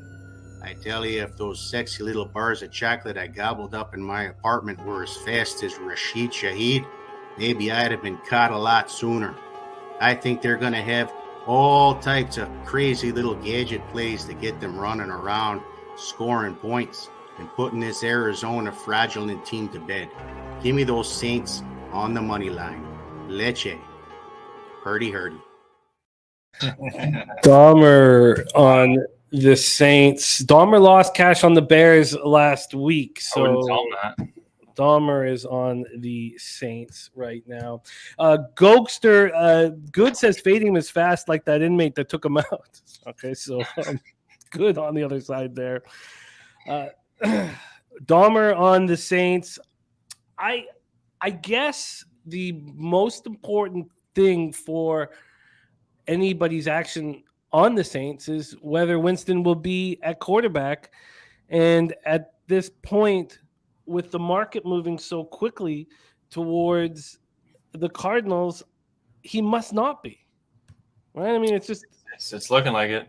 It's looking like it. I'm trying to pull up some beat writers too from the Saints, and they're not saying much. Game time decision. Piker says Dahmer sounds like he's waiting to see if Winston comes jogging around the corner to pounce. I think we should do the same. I think that there's Sharpie saying Winston is a bum. I'd rather have him in there than Dalton. Although Dalton hasn't looked that bad. I guess I know that there's a ton of excitement about Hopkins coming back. I get it. I don't want to jump into that excitement.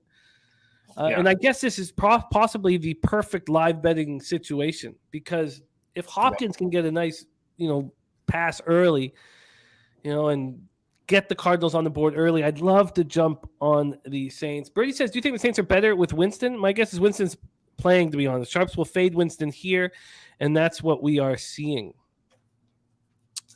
Yeah, a lot of storylines. I don't know. I think two bad teams, to be honest. I don't think coin flip who can win this game, Arizona or the Saints. I don't want anything to do with it. I don't know. It's live bet. I agree with you, Jimmy. That's why I'm taking the player props, because I do think Kamara is going to be utilized. And Dahmer brought up Rashid Shaheed. He's a slot receiver, I believe, for the Saints. He's a real speedster. Look out for him. So maybe some player props on him too. I wouldn't talk you off those. Cashman talking about Cliff's issues says Murray will be the best player on the field tonight. Problem being they have been coached so horribly this year. Oh, I can relate. AJ looking at Taysom Hill anytime touchdown. At this point, I've got no pregame action And that hasn't worked out well for me going into the live betting scenarios. It's better when I have pregame action and then I look to get in on my action again at a better number. Mm-hmm. That's not the case here. This total is dropping quickly. So, no, something says this is a bum fight. Sharp said, I don't think people realize this is Murray's same offense last year. Hollywood is not Hopkins. All right, well, let's review Gogster's action. Gogster's on Olave over 59.5 receiving yards, minus 115. Kamara over 32.5 receiving yards, minus 114. Kamara, anytime touchdown, plus 120. Murray over 1.5 touchdowns, plus 106. Over 240.5 passing yards for Kyler Murray at minus 115. Over 23.5 completions at minus 120. Love it. Matt Stoney says Dalton leadership as a veteran showed signs of life versus the Bengals. If he's sharp tonight, then I'm just saying it could go either way. I'm only on Jawan's over yards prop. Raymond Reichard says, what do you think about the Saints plus 7.5, Cards plus 7.5, under 50.5 at plus 160 on FanDuel? I like that. You know, so much candy to take. You know, it's like people giving you a bunch of candy. Oh, take this one. Take this. Oh, this is good candy. You'll like this. Yeah, it's like I got too much candy. You know, I don't want any more. But please join us this evening right here on Pub Sports Radio, 8 p.m. Eastern. Join us for live betting Saints Cardinals. Looks like we'll have a much better Thursday nighter than we've had the last couple weeks. Yeah. Gogster, my man, thank you so much for joining us. Love capping with you, my friend. Go out there and get that cash. And I will be in touch, my friend. Good luck in NHL and NFL. You working tonight? Yeah, I'll be on the grind there, guys. I'll be watching the games at work. And I look forward to next week, guys. This week, what do we got going on? CJ Cup for golf. As you guys know, I'm the golf capper. And, yeah, I'll be back again for Hockey Gym, football on Thursdays. Guys, be good. Cash some tickets. Follow me on Twitter, Ego47. Until next time. There he is, Mr. Gogster in the house. All right, let's move on to NBA. What a night last night. The Heat and Nuggets look awful, and the Brooklyn Nets look awful. There's so many storylines in this NBA season. It's going to be very enjoyable. We have two monster games this evening that are a lot of fun.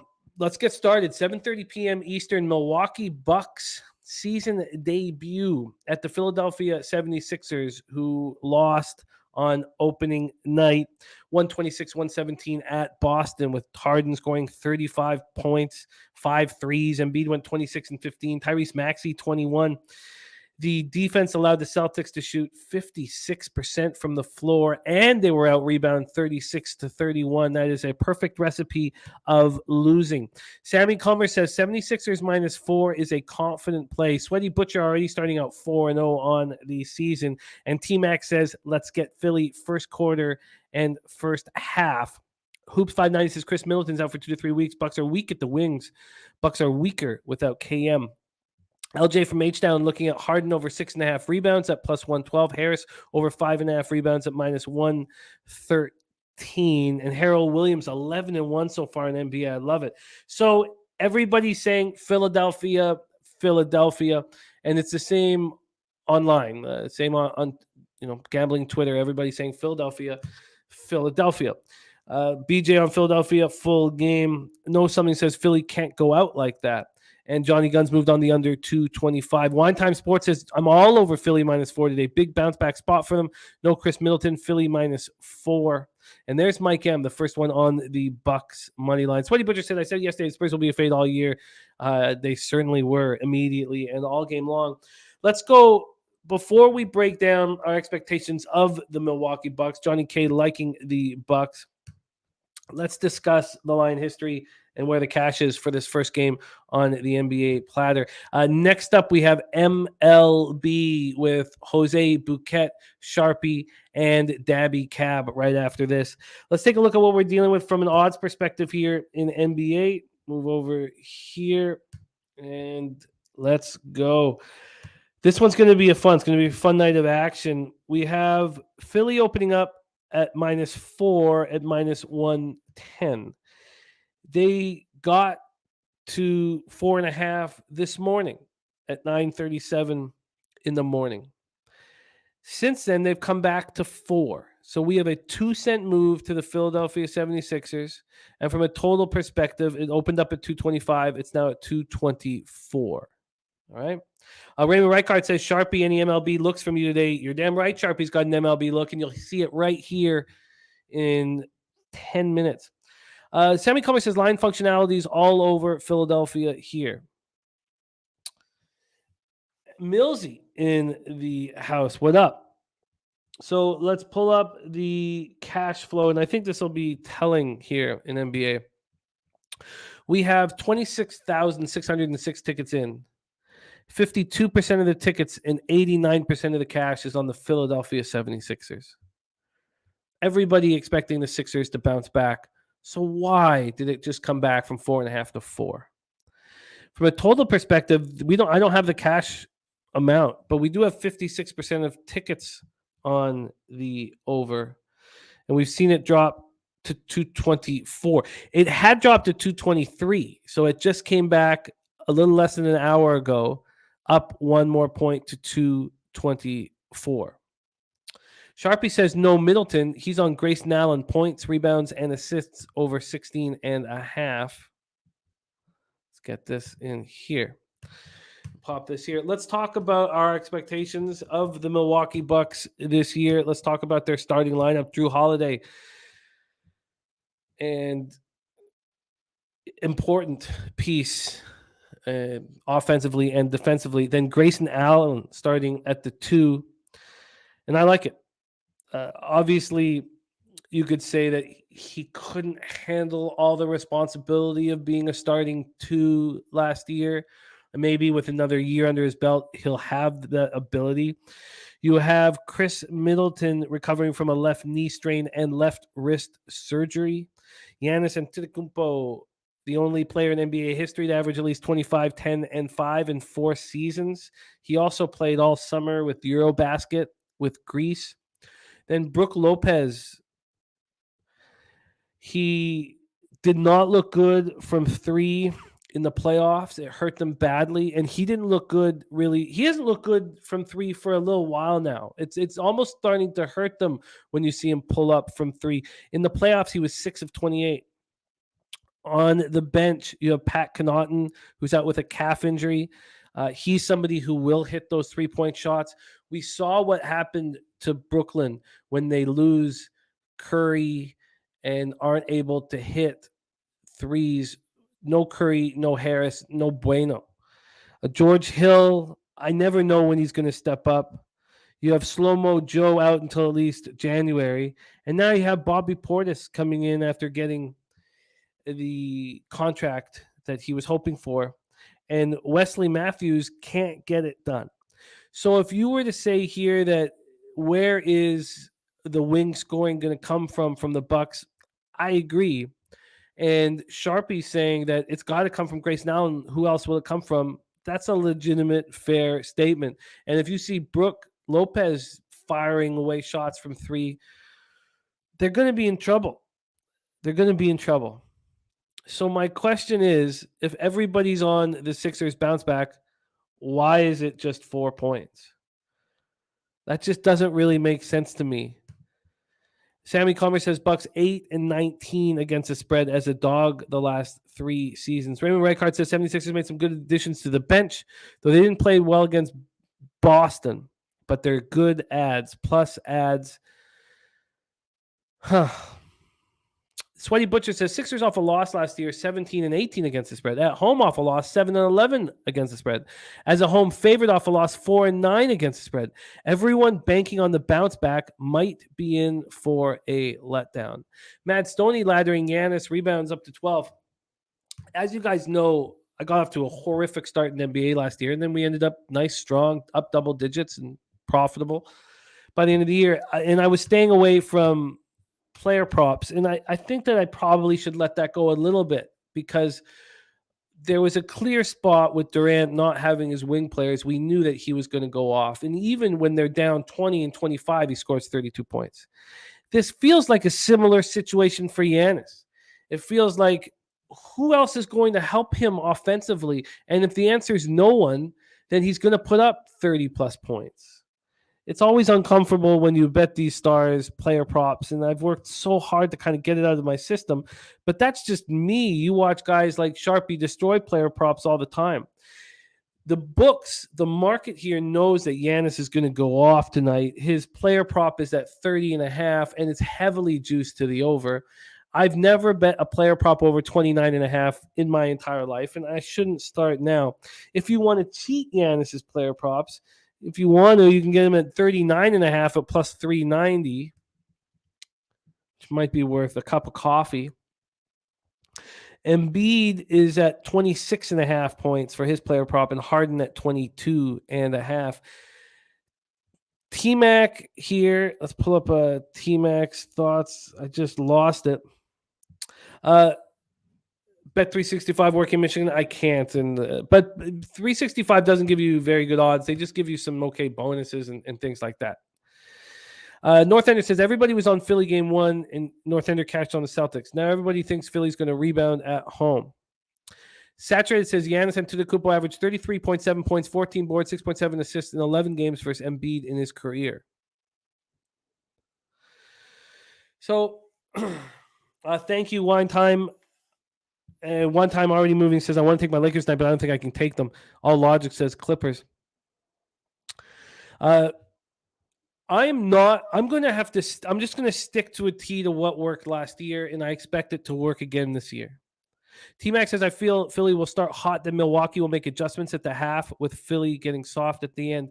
How about this? How about we live bet this Bucks-Sixers game while we live bet the football game? Why don't we add this into tonight's show? Of course, we'll focus on NFL, but this might be a beautiful live betting situation. We've talked about John Ryan's plan of when any team goes on a 10-0 run, he wants to auto bet the other side.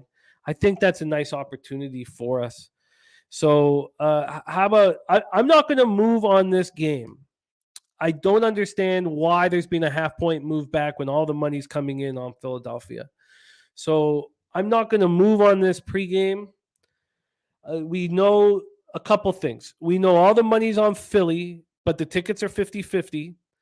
We don't know enough about this total. Let me see if I can refresh this. They're not giving us the cash flow on the total, but it's 50-50 really for 56-44 with the tickets. And we saw it drop down. Okay, oh shit, no, that's not it. Let me see. No, they're still not giving us money on total. So, all right. So tonight, Saturated says I also used the feel I had at the end of last season to bet yesterday, and the only team that let me down was Denver. I like that. Okay, so we'll be live betting this game tonight alongside the football game. And T-Mac says Milwaukee's a big square bet, in my opinion. I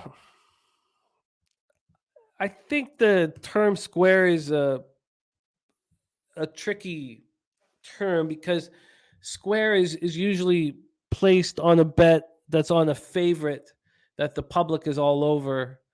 When the market's sort of moving against it. Here, this is a 4-point dog. So, but, I hear you. I hear you.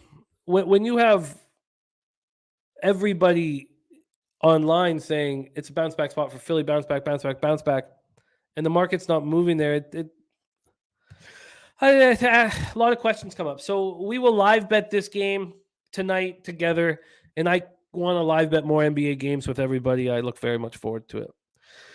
Okay, let's move on. And Wedgewall is confirmed in net for the Stars. Matt Stoney says, I know it's preseason, but the Bucks lost 5 straight, lost every game. All right, let's move on. By the way, Sharpie on Grayson Allen, points, rebounds, and assists over 16.5.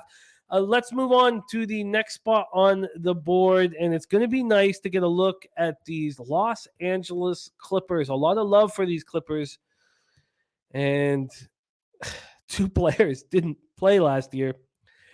John Wall, what are we going to get from John Wall? Clippers making their debut here at Crypto.com, their season debut. Sammy says it's still fade the Lakers, and yes, Xavier, we've talked all about Middleton being out. Okay.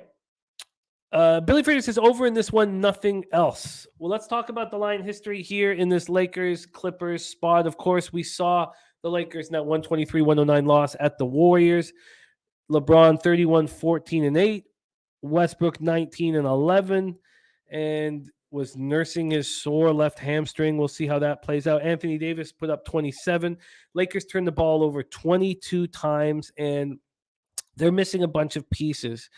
They're missing Thomas Bryant, Troy Brown, and Dennis Schroeder.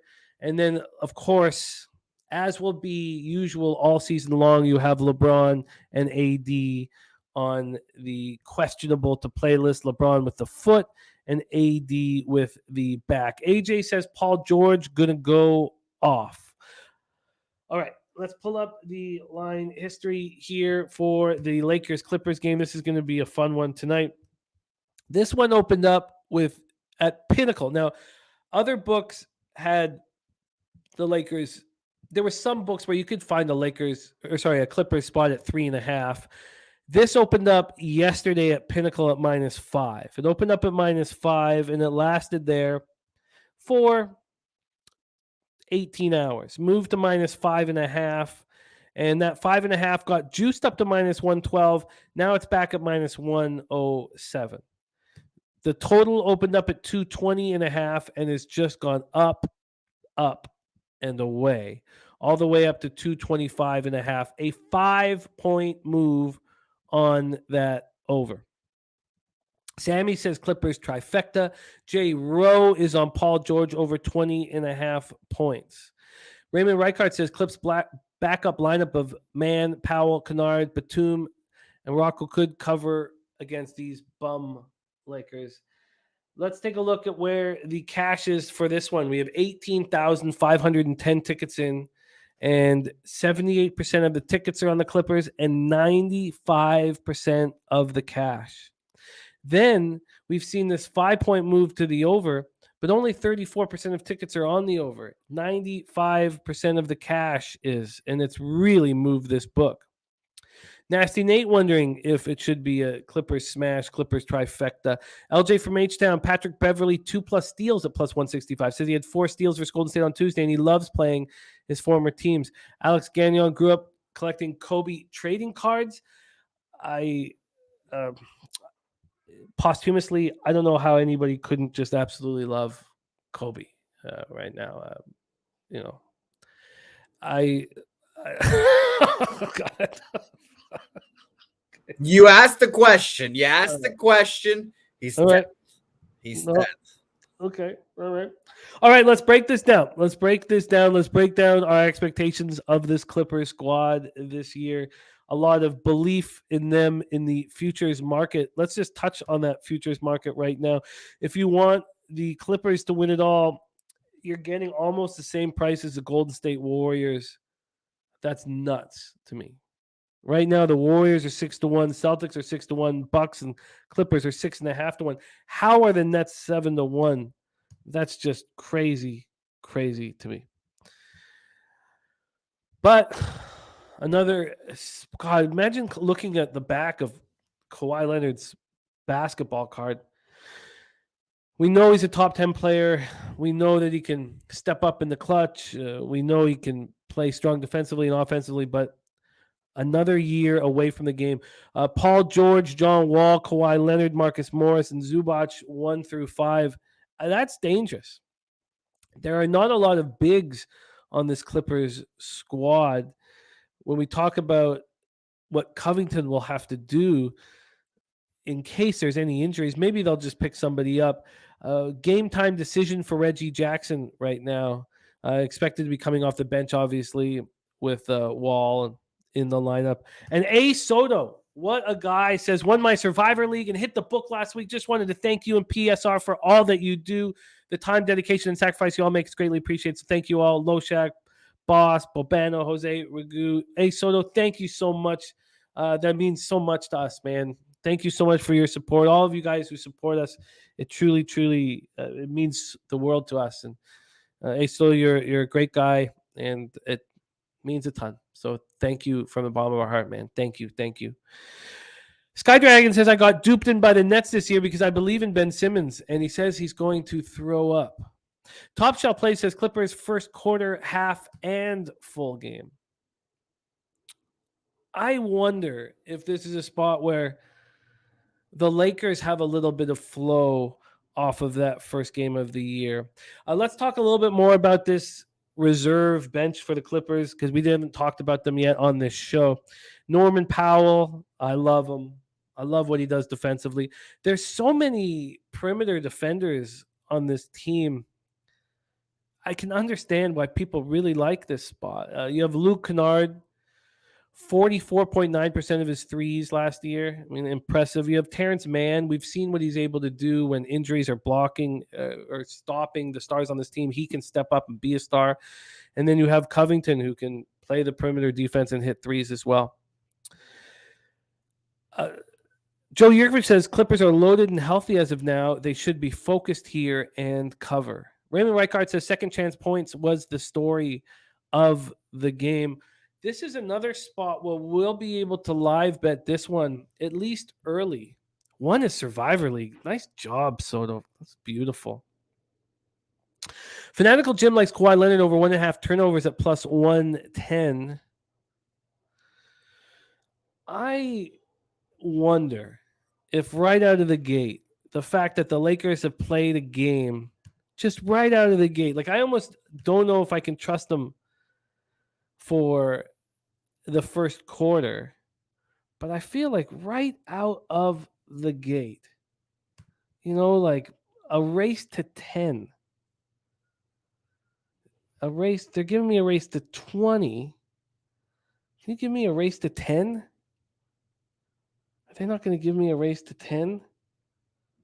God, I would like a race to 10. Let's see here. They're not giving me. How can you make a bet if you can't trust them to 20? Andrew says Lakers might be a little tired, Jim. Sharpie says Lakers are a fade. How can you put your money on these guys? Beverly and Westbrook got to be the worst shooting backcourt in history. Christopher Comatini laughing at the race to 10. T-Mac leaning to the Lakers first quarter as well. Sweaty Butcher says Lakers can't close out a game. Mike M says the over's on a 12-0 trend tonight. Mally Mouse says the Clippers might embarrass LA. That's what it's come to. All right. I guess this is going to be a stay off. This total's now up at 225.5. The first half total is at 110.5. The first quarter is at 55. And I'm a little hesitant to try to go underneath that.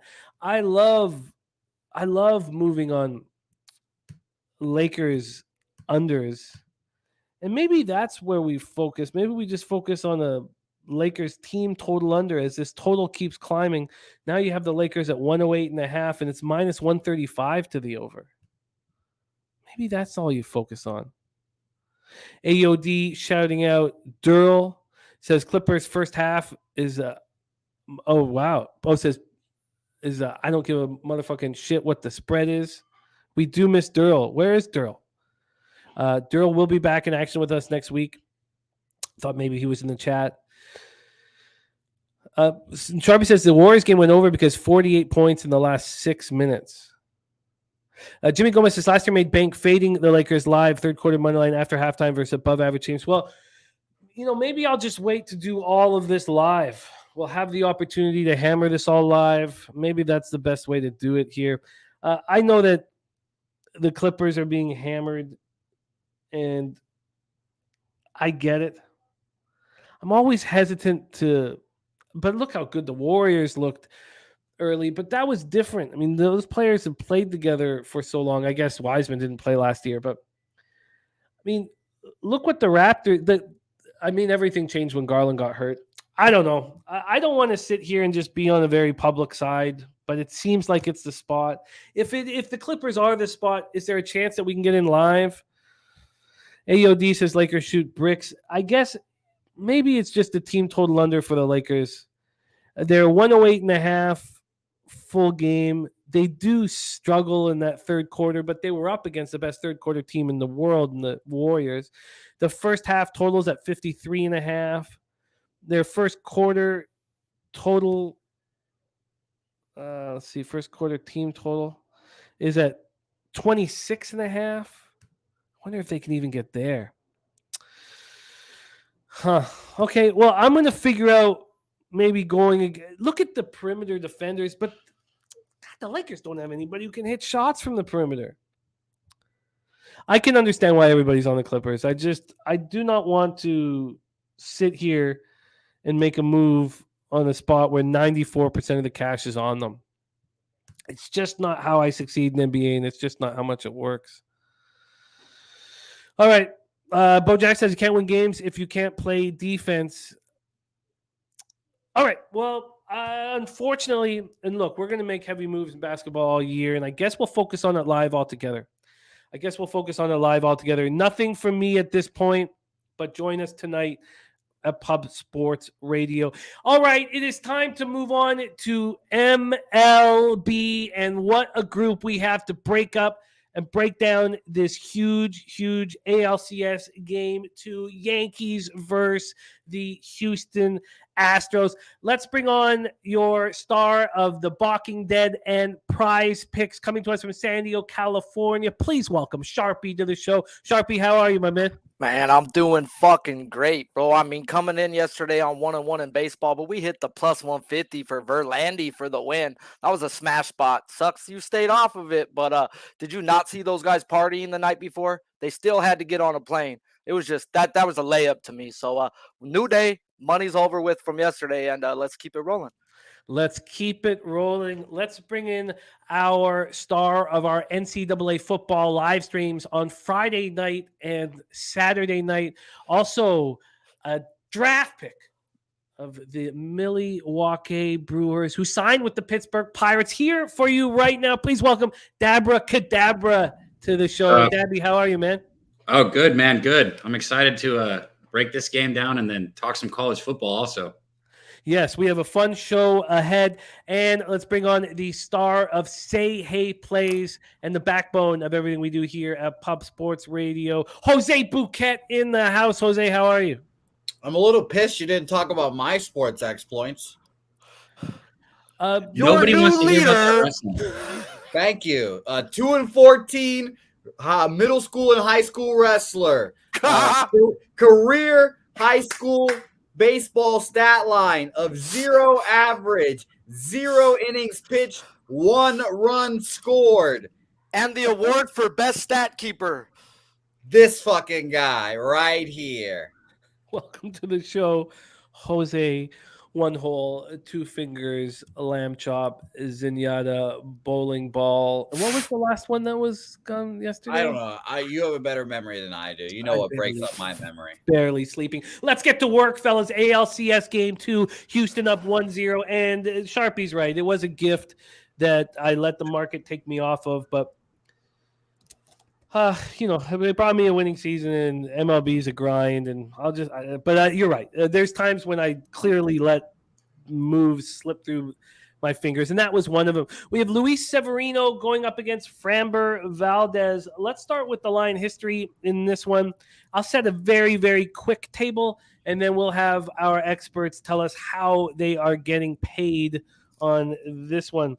First off, let's talk about the line history here. These Yankees open up as plus 126 dogs. They're now plus 125 dogs. So they've gotten as high as plus 140 at Pinnacle and as low as plus 123. And they're now close to that low spot right now. The Astros got up to minus 154 at 2 in the morning. They're now at minus 138. Move over to the totals on this. Opened up at 7 at a pick'em. There's been a 5-cent move to the over. At 9 in the morning, it was a 9-cent move. That's the highest it's been. But right now, it's a 5-cent move to the over. Let's take a look at the cash flow for this big one. We have 17,779 tickets in. They are saying that the New York Yankees have 33% line value at Sports Insights. 53% of the tickets are on the New York Yankees and 89% of the cash. I'm sure that there are Astros backers drooling, hearing how much money is on the Bronx Bombers. 35% of the tickets are on the under, and 74% of cash is on the under. We've seen a small move to the over here. Rocco Rogers is on Valdez, 5Ks, minus 160, 6Ks at plus 120. LJ from Mitchon says Valdez, 6Ks in 10 of his last 11 starts. We'll start with Valdez. His last start, 4-2 win at home over the Mariners. He went 5 2/3, 4 hits, 2 earned runs, no homers, 6Ks, and 3 walks. Yankees over the last 30 days are hitting .250 with an .813 OPS versus lefties. Severino did not look very good in that 6-5 loss at Cleveland. He went 5 2/3, allowed 8 hits, 3 earned runs, 6 Ks, and no walks. He threw 102 innings this year. Valdez threw 201. Valdez had that 2.82 ERA in the 194 Ks, while Severino had 112 Ks in those 102 innings with a whip of just 1. Astros have not been hitting righties hard the last 30, 234, 656, and both bullpens' whips have gone up, but heavy contact has gone down. Excuse me. Razor Sharp Big says Valdez over 15.5 outs. Let's go around the horn here. Sharpie, we brought you in first. Let's hear your action and your plan. How are you attacking ALCS Game 2? Man, to be real, though, I know Garrett Cole's their ace, but since Severino's came in off the IL, this dude's fucking nasty. The shit popping out of his hand has been legit. Now, last week, he did get roughed up in the first inning and settled on in, and they let him stay out there 5-6. So even if he does get touched today, they got to leave him out there. It was a bullpen day yesterday, so Severino has to go 5 innings at minimum for them today, and I think he can. Just the only problem with me is the Astros over the last 5 years are the best four-seam fastball hitting team in all of fucking baseball, and that's what Severino throws 48% of the time. Now, I know he faced him twice on a back-to-back earlier this year, and he dominated them, and I expect the same type of game, 5-6 innings, 2 earned runs or less.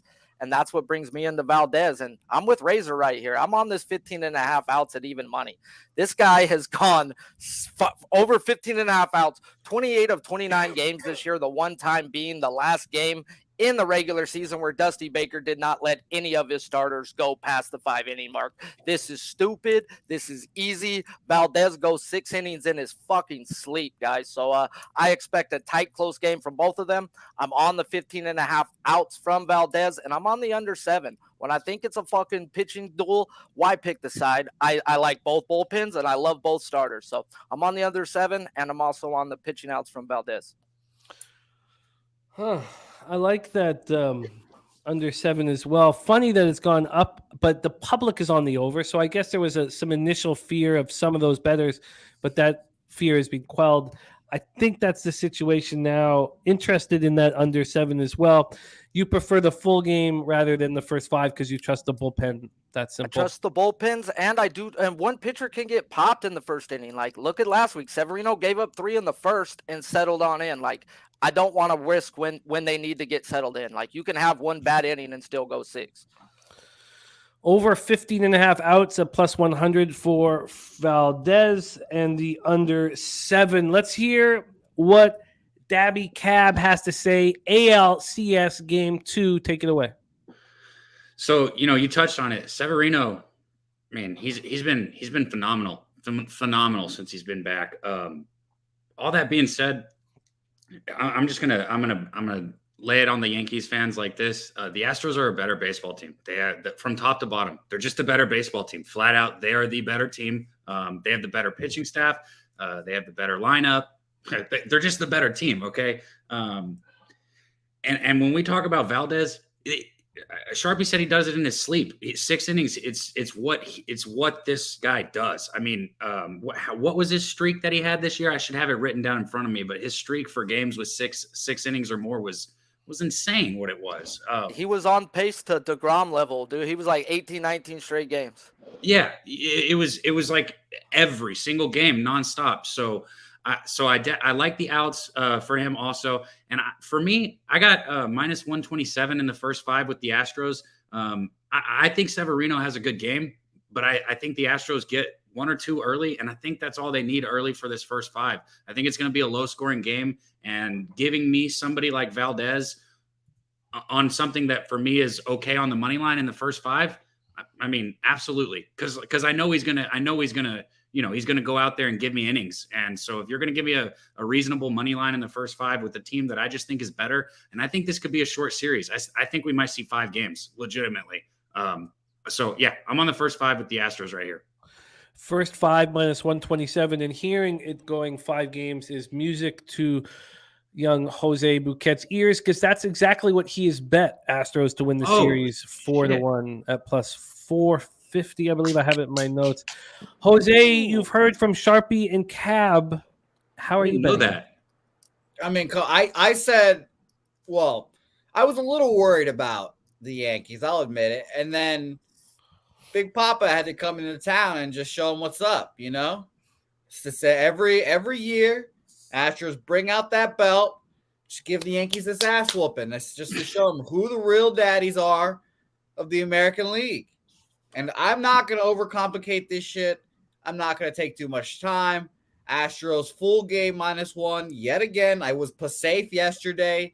I took it the minus 128. It cashes. I should have taken the run line plus 120. Whatever. It cashed. Not even worried about it. So I'm just going to run it back here again. Houston full game -1. I bet it at even money. You can get it right now at plus 109 with the run line calculator. Shout out to our friends at Bet Online.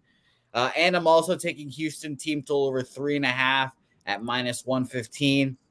Also said going to the postseason, Luis Severino is going to be the most important pitcher for the Yankees. He is their pivot guy. If he pitches well, I would be a little worried. I don't believe in him still. He still pitched well. Like you guys mentioned, he had that back-to-back against the Astros, 6 innings, 2 earned runs, 6 innings, 3 earned runs. You'll take that. But you know what? In the postseason, you're not going to take that here because I don't think the Astros pitching staff is going to allow many runs. They've been stingy. They're the best pitching staff in the league. They're going to walk to the World Series, and it's going to make me fucking sick living in Texas dealing with these Astros fans. What did you get on the -1 line?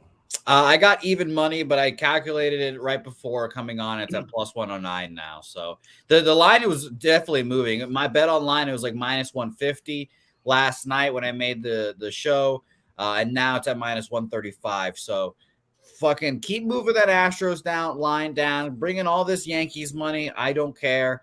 It is an Astros spot through and through, and they need to win one. And I hope it's game 3 in the Bronx, but Astros are gonna just roll. What do you think about? I'd like to. So Sharpie's moved on the under 7. So I'd like to flip the script for all of you guys on the other sides of your bet. So we'll go Sharpie. You didn't move on the side, although you have Valdez over 50.5 outs. Is that sort of intimating that you think if you were forced to pick a side that it would be the Astros? As we're all around cappers, if you can't learn from other cappers and get better, then you're fucking in the wrong place. So my guy fucking Noli, bro, and I've learned it too many times by picking a fucking side. When I think the game's a dead under, why do I want to pick a fucking side? It's a fucking coin toss. Who's going to hit the 2-run bomb? I don't want to be in that coin toss when I expect whoever does give up that 2-run bomb to fucking settle on in and just get back to work. And I don't know who's going to give up that 2-run bomb. And that's why it's just, to me, I get fucked trying to pick a side when I'm on when I think it's a dead under. It's just, it's the worst thing to me. I'm always on the wrong fucking side. Yeah, but the game still goes under. Yeah, no, I hear that. That makes total sense. But I did want to touch on the K props real quick. Sure. And Valdez's 4.5 at minus 160 is juicy. But like our guy LJ said, 10 out of 11 games of his last 11 games, he has 6+ strikeouts. And it's at a 4.5 at a minus 160. Yes, it's juicy, but do what you got to do. The guy averages 3 more strikeouts at home than on the road. That's a 10.45 K per 9 compared to a 7.35. So everything says he should go 5 innings and average at least a strikeout per inning there. And then with Luis Severino, I actually lean his over too, and I know the Astros don't swing and miss a lot, but 7 right-handed batters tends to favor Luis Severino. Severino can't put down lefties for the life of him, and that's where I'd look at running anything with Tucker or your daddy today because those are the 2 left-handed bats in their lineup. No, it's a great breakdown. I love it. Let's ask a similar question to Daby Cab. You're on the Astros first 5, so you've shown us who you like from a side perspective. What is your lean on the total? if I was going to play a full game total, I'd have to look at the under here. I understand. I can see that point with the volatility. I don't know what it is about it. Maybe it's just like going back to playing. I actually do sometimes get involved in low volatility games. It's a lot because I was betting the Padres this season. I don't know. I just had success with them. So I kind of follow, if you have success with a team, you pay a little more attention to it and you bet them a little more. And that was me with the Padres. The low volatility doesn't scare me too much off the Astros here. Just because I'm on the bandwagon of thinking the Astros, I don't think they're losing at home. They're not losing to the Yankees at home. I just don't think it's going to happen. I just think they're the better team, and I think this is their time of year right now. It's what they're used to. It's what they do. The Yankees, and it's what the Yankees do. The Yankees lose to the Astros, like Jose said. So I'd lean under with the total. I don't have a play on it, but the Astros have the best hitter right now that's still playing in their lineup, right? Flat out the best. So if you want to look at props, I would have to go ahead and endorse that. Like, the only reason you don't hit your prop is if they don't fucking throw to him. And they walked him last night. They did walk your daddy, and they're going to have to. That's smart. Yeah, that's what I'm saying. So I endorse the props with Jordan, but like you said, if they don't pitch to him, you're not going to hit your prop. Wait, we're definitely talking about the guy that hit 64 home runs this year, Aaron Judge, right? No. The guy on Houston Astros that Pedro Martinez dubbed your daddy. Oh, no. Dog. Well, you're telling me Aaron Judge has been. Oh, hey, Aaron Judge is what? He's got a home run. He's got one. Oh, he got one. Okay. Hey, but realistically, who's the hottest hitter in the playoffs? And it's Pena. Like it's Pena, guys. And then you got your daddy and Bregman right there. Their fucking lineup is ridiculous. They're all humming. The only one who's not is Altuve. I believe he's on a fucking over 19, and the Astros are 4-0. Exactly. 4-0. Wait till he wakes up. Fuck. God, they're gonna walk to this World Series, and it's gonna make me fucking sick dealing with all these fucking Astros fans. I fucking hate them, but it's much better than seeing Yankees fans happy. One thing to touch on, too, with Severino is Aaron Boone did let him pitch the most he's ever pitched since 2018 last time. So that's always a fade in a lot of people's eyes. Like, they look to fade somebody when they hit a career pitching limit. They're like, oh, fuck, you got to get on him next time. So that is something to take into. Threw 100 and something pitches last week.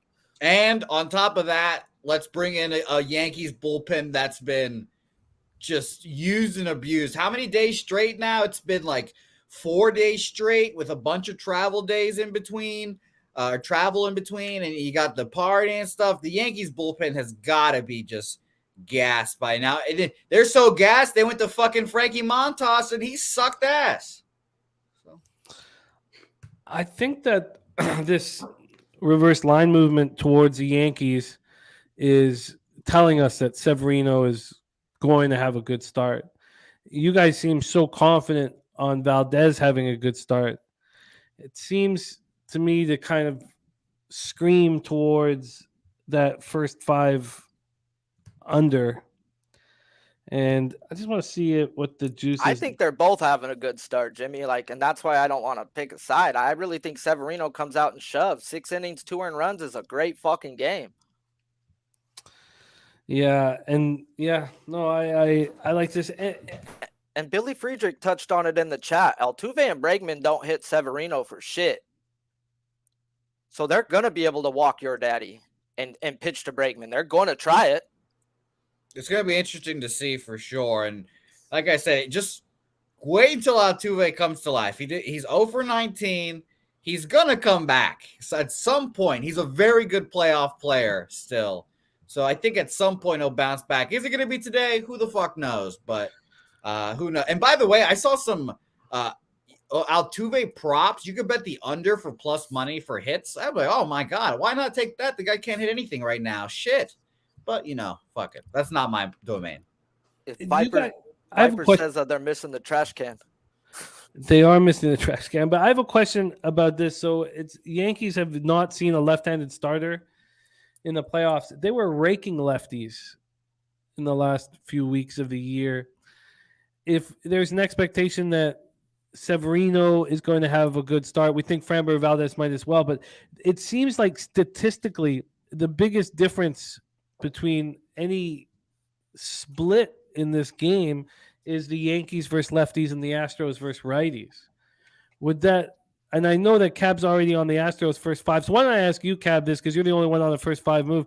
Was there any concern with what the Yankees did to lefties in the last little while and the Astros not hitting righties over the last little while? Look, I mean to keep bashing this Yankees team, but you got to take everything with a grain of salt. They don't hit for average. I know they were towards the end of the season on lefties, but this team, like they relied on home runs. They relied on their crackerjack ballpark. And I don't hate the Yankees or anything like that, but like I said, it just comes back to me. The Astros are the better team, and I do not think they want to lose one of these home games. This is it, man. This is everything they play for, and they're the better baseball team. So I can't get behind the Yankees. If I'm putting my money on something, which I have here, it's the Astros. It's just that's all it is to it for me. Why didn't you focus on full game if they're the better team and that will show because of the line? So I didn't really want to. I guess I could have created a -1. I don't usually do that. So since I was able to get the -127 in the first 5, I was like, this is a money line spot, that I can play. That's a reasonable price for me. Okay. I've got more to think about. Great analysis from you guys. I guess because I'm sort of leaning towards the Yankees first 5. At what would I get? Let me just see if there's a risk reward that's legitimate there. So there's a 5-cent difference, plus 120 for the game, which I won't bet because I agree with you. The Astros are the better baseball team, but plus 115 I have, and their ability to hit lefties, and I have a. Hey, one thing about this lefty, Jimmy, before you pull the trigger, I just scrolled through their last month since September. They have not faced one fucking ace from the left-handed side. They played Texas, Minnesota, the Red Sox, Pirates. None have a fucking lefty. I looked at the Blue Jay games. They never seen Robbie Ray. So what lefties were they hitting? Good pitching beats good hitting. I also think that those regular season stats can kind of be tossed at this point.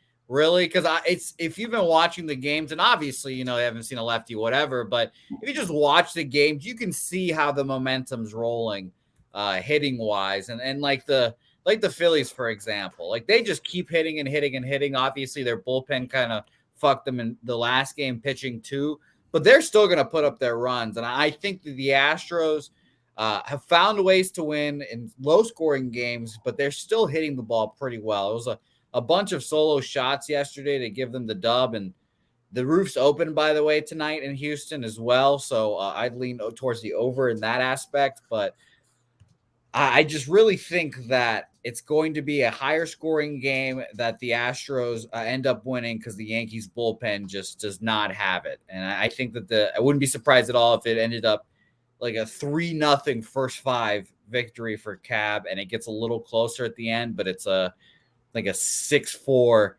Astros win. 6-4. I guess that's right about the total. I don't know. I don't see that many runs in this game, but. So the only lefty that the Yankees have seen that I would even put my money on is Springs in the last month.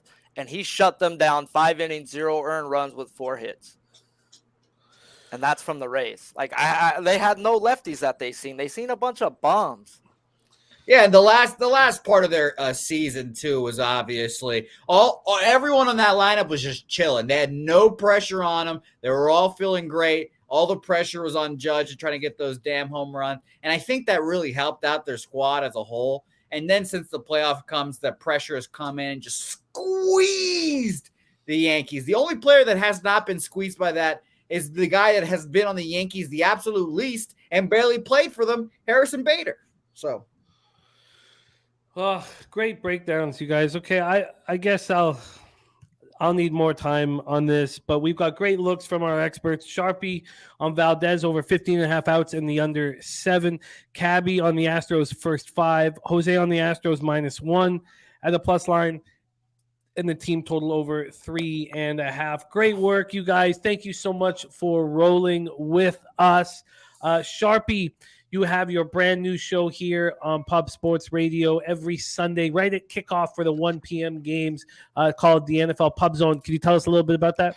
Yeah, man, it's not like the other live bet streams that we got going on. It's strictly play-by-play red zone, and with 8 games going on all the fucking time, it's nonstop fucking action. So join me every Sunday morning right after Jimmy's show, and let's have a little bit of fun with Sharpie. And yeah, shout out to you all. Smash the fucking like if you haven't. No lie, guys, the best show on Pub Sports is coming on after this. I didn't watch it till last week because I've been busy with writing out baseball every day. But Jimmy and Jose's show that they got going, there's 220 live right now. There's only going to be 40 fucking live in the next show. Why? Because every fucking vote counts and everybody needs to be in there voting, guys. It was actually fun to be a part of a vote and, you know, watch the fucking games on Sunday and be like, damn, I was on 3 of the 5 games. I was part of the 2 losses, so I got to chalk up. I got to get better. But only 30 people voting is bullshit, guys. So go on over to the next show. Get involved with an actual show that makes us money, guys, that goes into our fucking funds for Pubapalooza. So stop sleeping, start eating, and you know to shoot me that link. I'll pop on around halftime. Got to make some live props. Oh, I love it. Sweet. So Sharpie will be joining us on our live betting show tonight as well. Fuck Scott Hassan, Sharpie. And Sharpie, great stuff. Thank you for the kind words about our cappers. Jose, do you want to bet me another stake? On what? Any of these games that I'm about to give out today, because we're going 3-0 on the 3 plays I have for college football. Just so you know, Jimmy, these motherfucking plays, they're going 3-0 that I'm about to give out. I love it. Let's get right to work here because as B-Lab says, our Cappers contest show is in 43 minutes. 43 minutes. Let's talk tonight's college football first. Thursday, October 20th. Tonight at 7:30 p.m. Eastern, we have the Virginia Cavaliers, 2-4. 0-3 in the ACC at the Georgia Tech Yellow Jackets, 3-3, 2-1 in the ACC. We're at Bobby Dodd Stadium in Atlanta, Georgia. 54 Fahrenheit, clear, 4 miles per hour, very little wind. And by the way, Ron Crawford, it's not a spreadsheet play of the day, but it's the Yankees at plus 140. The big question here is Sims out? And yeah, that's what we need to know. We don't know. I'll keep hammering at it, but I think we have to cap it for both possibilities, and we should just read the market. Maybe the market will indicate what's going on here. So why don't we start with the market here in this Tech game against Georgia Tech? A very possible situation is Deion Sanders could be this Georgia Tech coach after this season. Let's talk about the line history here, and then we'll go over to the cash, and let's roll. Thank you guys so much for rolling with us. This has been a packed show. Cabby, let's get to work. Georgia Tech opening up at -3 at -110. They got up to -3.5 for a while, and they're right back to where they started, -3, -110. This total opened up at 45.5, and it's up now to 47. So let's take a look at the cash flow, see if it correlates with that. 11,827 tickets in, 42% of the tickets and 58% of the cash is on Virginia. So it doesn't really maybe why it moved back from 3.5 to 3. Maybe that's fair. And then 64% of the tickets on the under, just 54% of the cash, and it's moved up. So that is a little confusing. And Georgia Tech fires Jeff Collins, and a big change has happened. Everyone's seen it. Brent Key comes in as the interim coach, back-to-back wins. In 3 games against FBS to start off the year, Georgia Tech allowed 37 points per game. The last 2 games, they haven't allowed more than 21 points. They held Duke to less than 300 yards of total offense. So the defense has changed drastically since the firing of Collins. They offensively are averaging just 17.3 points per game, but that has changed as well. They've scored 26 and 23 in their last couple of games against FBS. Now, Jeff Sims suffered the late injury in the 23-20 win over Duke. So it would be Zach Gibson who would come in and transfer from Akron. 370 career pass attempts. I mean, he's thrown the ball before. Tony Elliott and Virginia on a 3-game losing streak. They're moving in the opposite direction, and Brennan Armstrong looks awful. He's now dead last in passer rating in the ACC, and their running game doesn't help them. They're averaging less than 4 yards per carry, and their defenses look terrible. They've allowed 72 points over the last 2 games, and they allowed 34 to Louisville, when Malik Cunningham wasn't at quarterback. Take it away for us here, Cab. Tonight's game, Virginia, Georgia Tech. Well, so the last thing you said, right? 34 when Cunningham wasn't even playing. This I have not bet this game yet, but I have Georgia Tech circled, and I know a lot of good cappers who are in Virginia, but I don't understand how you can get behind a team that can't fucking score. I mean, this Virginia team's offense is just atrocious. You said it. Armstrong has more interceptions than he does touchdowns. He's got 7 interceptions and 5 touchdowns right now. That's just terrible. On the other side, Georgia Tech, like you said, since the coach has been fired, they're 2-0, and they're not just 2-0. They're 2-0 against Pittsburgh and Duke. And Duke is not your typical Duke team this year. For anybody who hasn't been paying attention, Duke's a much better football team. That's flat out a good win for Georgia Tech. They weren't supposed to win that football game. Pittsburgh, like I said, both of those are good wins. Now, Georgia Tech did basically roll over and die against Ole Miss and UCF, both two teams that are going to have two of the better rushing attacks that you're going to face. And my thing is, Virginia doesn't bring that rushing attack. They don't have the rushing attack. They don't have the quarterback. What really blows my mind is that we've got 2 games that we're about to talk to tonight, and they've got the same total, because that's what blows my mind. So it's like we're looking at 47. I would lean under here. But how in the hell are they going to have the same total in the next game with those 2 passing offenses the way they are? I haven't bet this yet, Jimmy, but I really like Georgia Tech here. If Sims is in, I would. If I knew Sims was in, I'd be on Georgia Tech. Do you think the fact that the market has moved back a half point is telling us that he's not in? Probably. And like I said, I feel like I've seen more people on Virginia and you said it with the numbers too, but it's just, I'm not betting my money on Virginia football. That's not going to happen. I'd rather pass on the game before I put my money on Virginia. Jose, you once lived in the great state here. And I know you follow this squad that's falling apart. Do you have any interest in moving on this game? I don't. I do have friends that went to UVA. I grew up in Virginia. I know a lot about UVA and Virginia Tech football.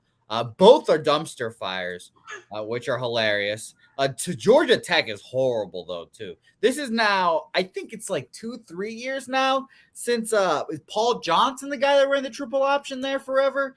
I miss that Georgia Tech. I wouldn't bet on UVA either here. This is a complete stay off. And like Cab said, if neither of these teams, we expect them to score under, because UVA football, as Colin Cowherd said, UVA football is a joke. All right. Remo says Georgia Tech or nothing. Ron Crawford says the safest under 47. It's strange that this total's gone up a couple points. This one is confusing. I know we only cashed that under last night by a point, but everything seemed to point in that direction. It was a pretty easy bet. It turned out to be a sweater. Okay. Saturated says Wadey grew up in Appalachia and hasn't seen Deliverance. We've asked him to see Deliverance, but then I haven't seen the Yep, you haven't seen Love Island yet. All right. Okay. All right. So no moves for us. A lot of moving parts in that Virginia Georgia Tech game at this point, but I think the idea is, if you want Georgia Tech, can you back them with Zach Gibson as their quarterback? And the people who are backing Virginia are saying no.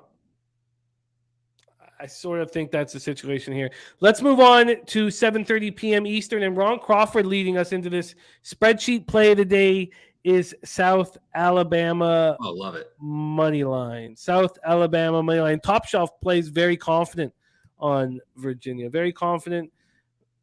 Interesting. Okay, let's talk. And I'm not confident enough to bet it. So, my opinion doesn't mean shit because my money's not on it. So I feel you.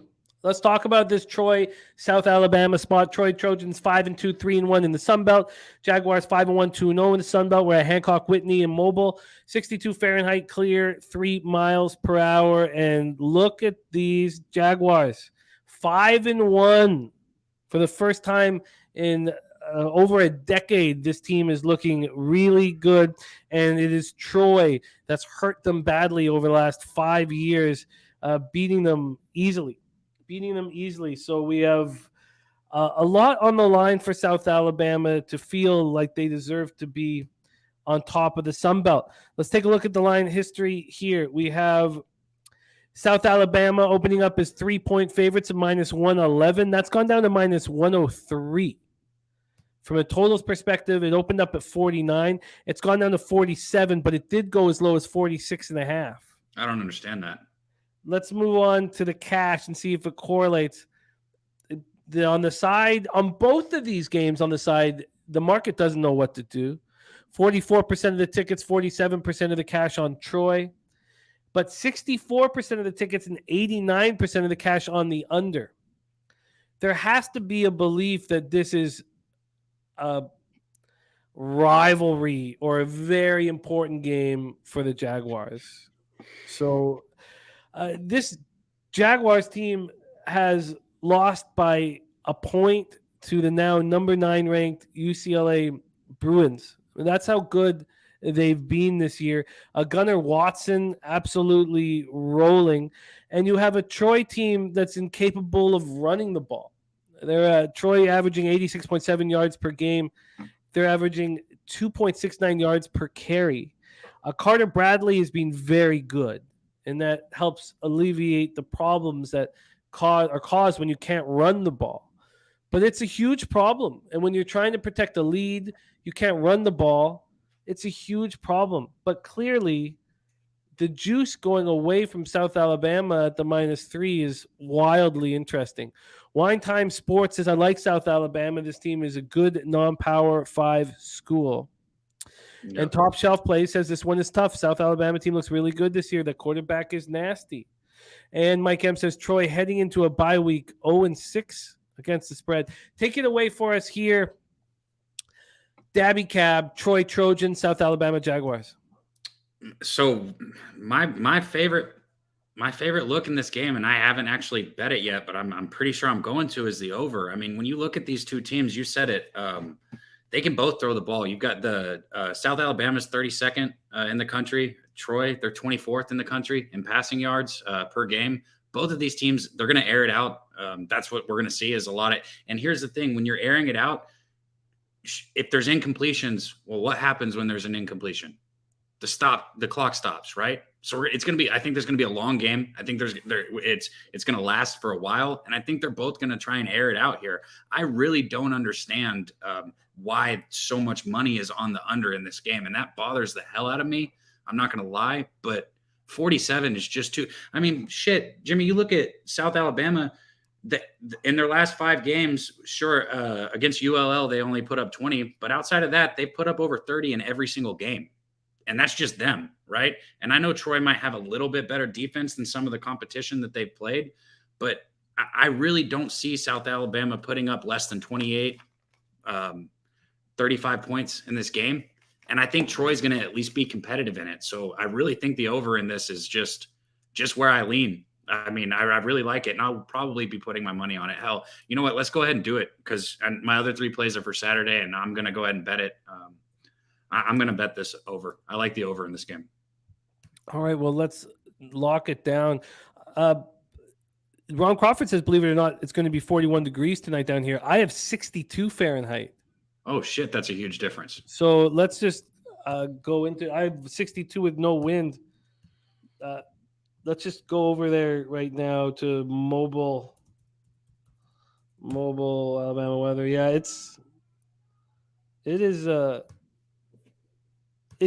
it doesn't get cold till late. And maybe you're talking about wind chill, but it's beautiful at the start of this game. Gorgeous, clear, or sunny still because the sun's not down. Looks like North Ender and Top Shelf both like the under. So I don't like being on the opposite side of you guys. But what did you say? Like 85% of the money was on the under? At this point, we have 89% of the cash on the under. Well, you know what? I still like the over. I don't understand that. I just don't. Yeah, I get the rivalry aspect where they think South Alabama's going to try and run the ball all of a sudden because that's not going to happen. Well, let's take a look at what we can offer you here on the total. It's too bad. A lot of these college games, and maybe we'll find them when we talk about tomorrow's game, but a lot of these times the play screams at you This is not one of them, but we have good news. There's still a 46.5 at Heritage.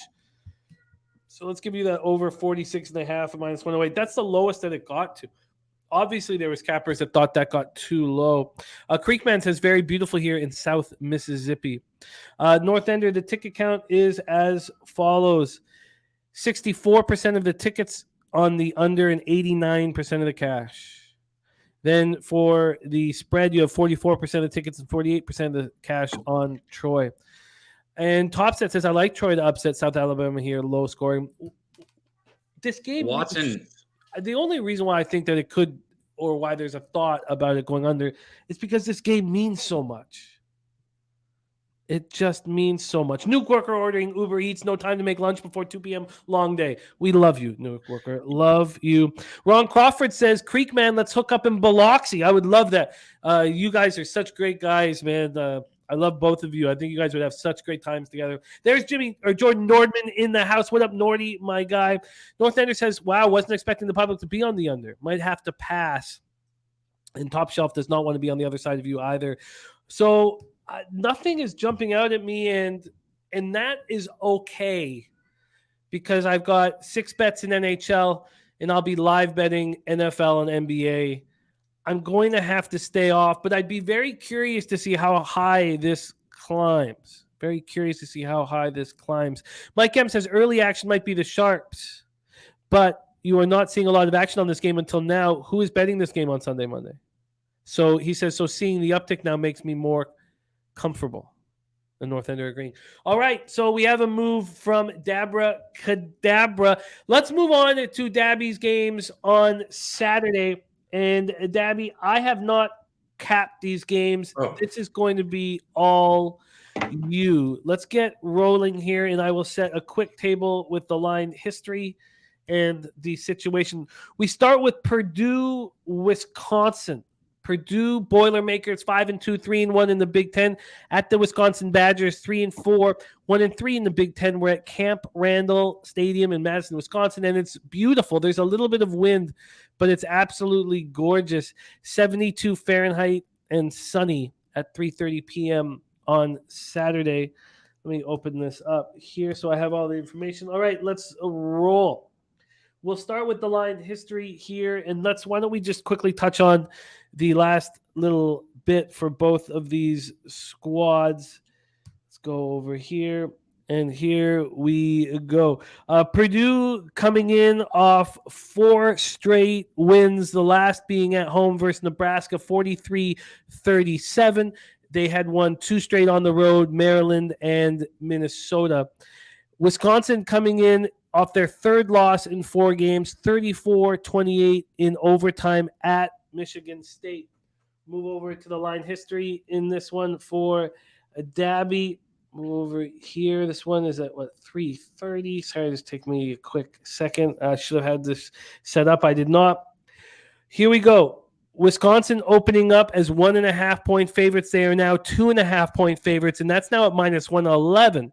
At Pinnacle, which makes you think that it's possible that the 3 could come on the board. This total opened up at 52.5. It is now at 51.5.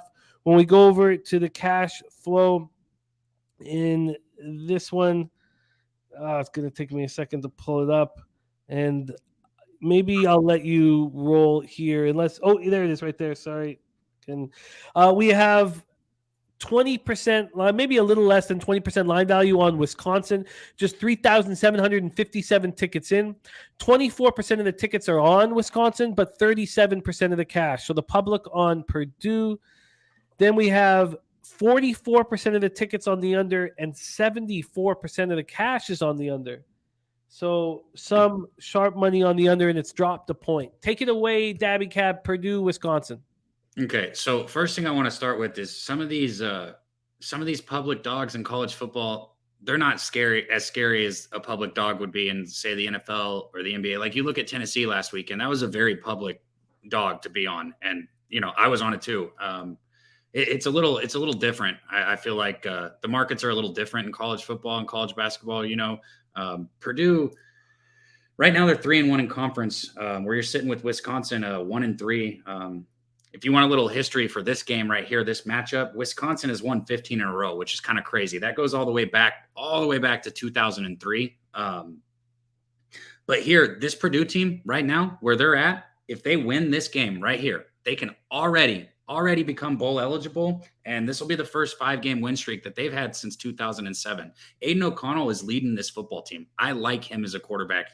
I enjoy watching him play. He had a few mishaps early in the season, a few interceptions, but since then he's bounced back strong. He's got 14 touchdowns and 5 interceptions, and like I said, a few of those came early. They were early mistakes. He's settled down since then. You said it yourself, that 4-game win streak, and you go back to their last loss, it was 29-32 versus Syracuse. Syracuse is a good football team, if anybody hasn't noticed right now. They haven't lost yet. And not only that, it was at the Dome, so they were in Syracuse, and they only lost 29-32 in a game that they very easily and probably should have won. Purdue probably should have won that football game if anyone watched it. You know what I'm talking about. They should have won that game. And so here's the thing. I don't see where Wisconsin's getting the love on this.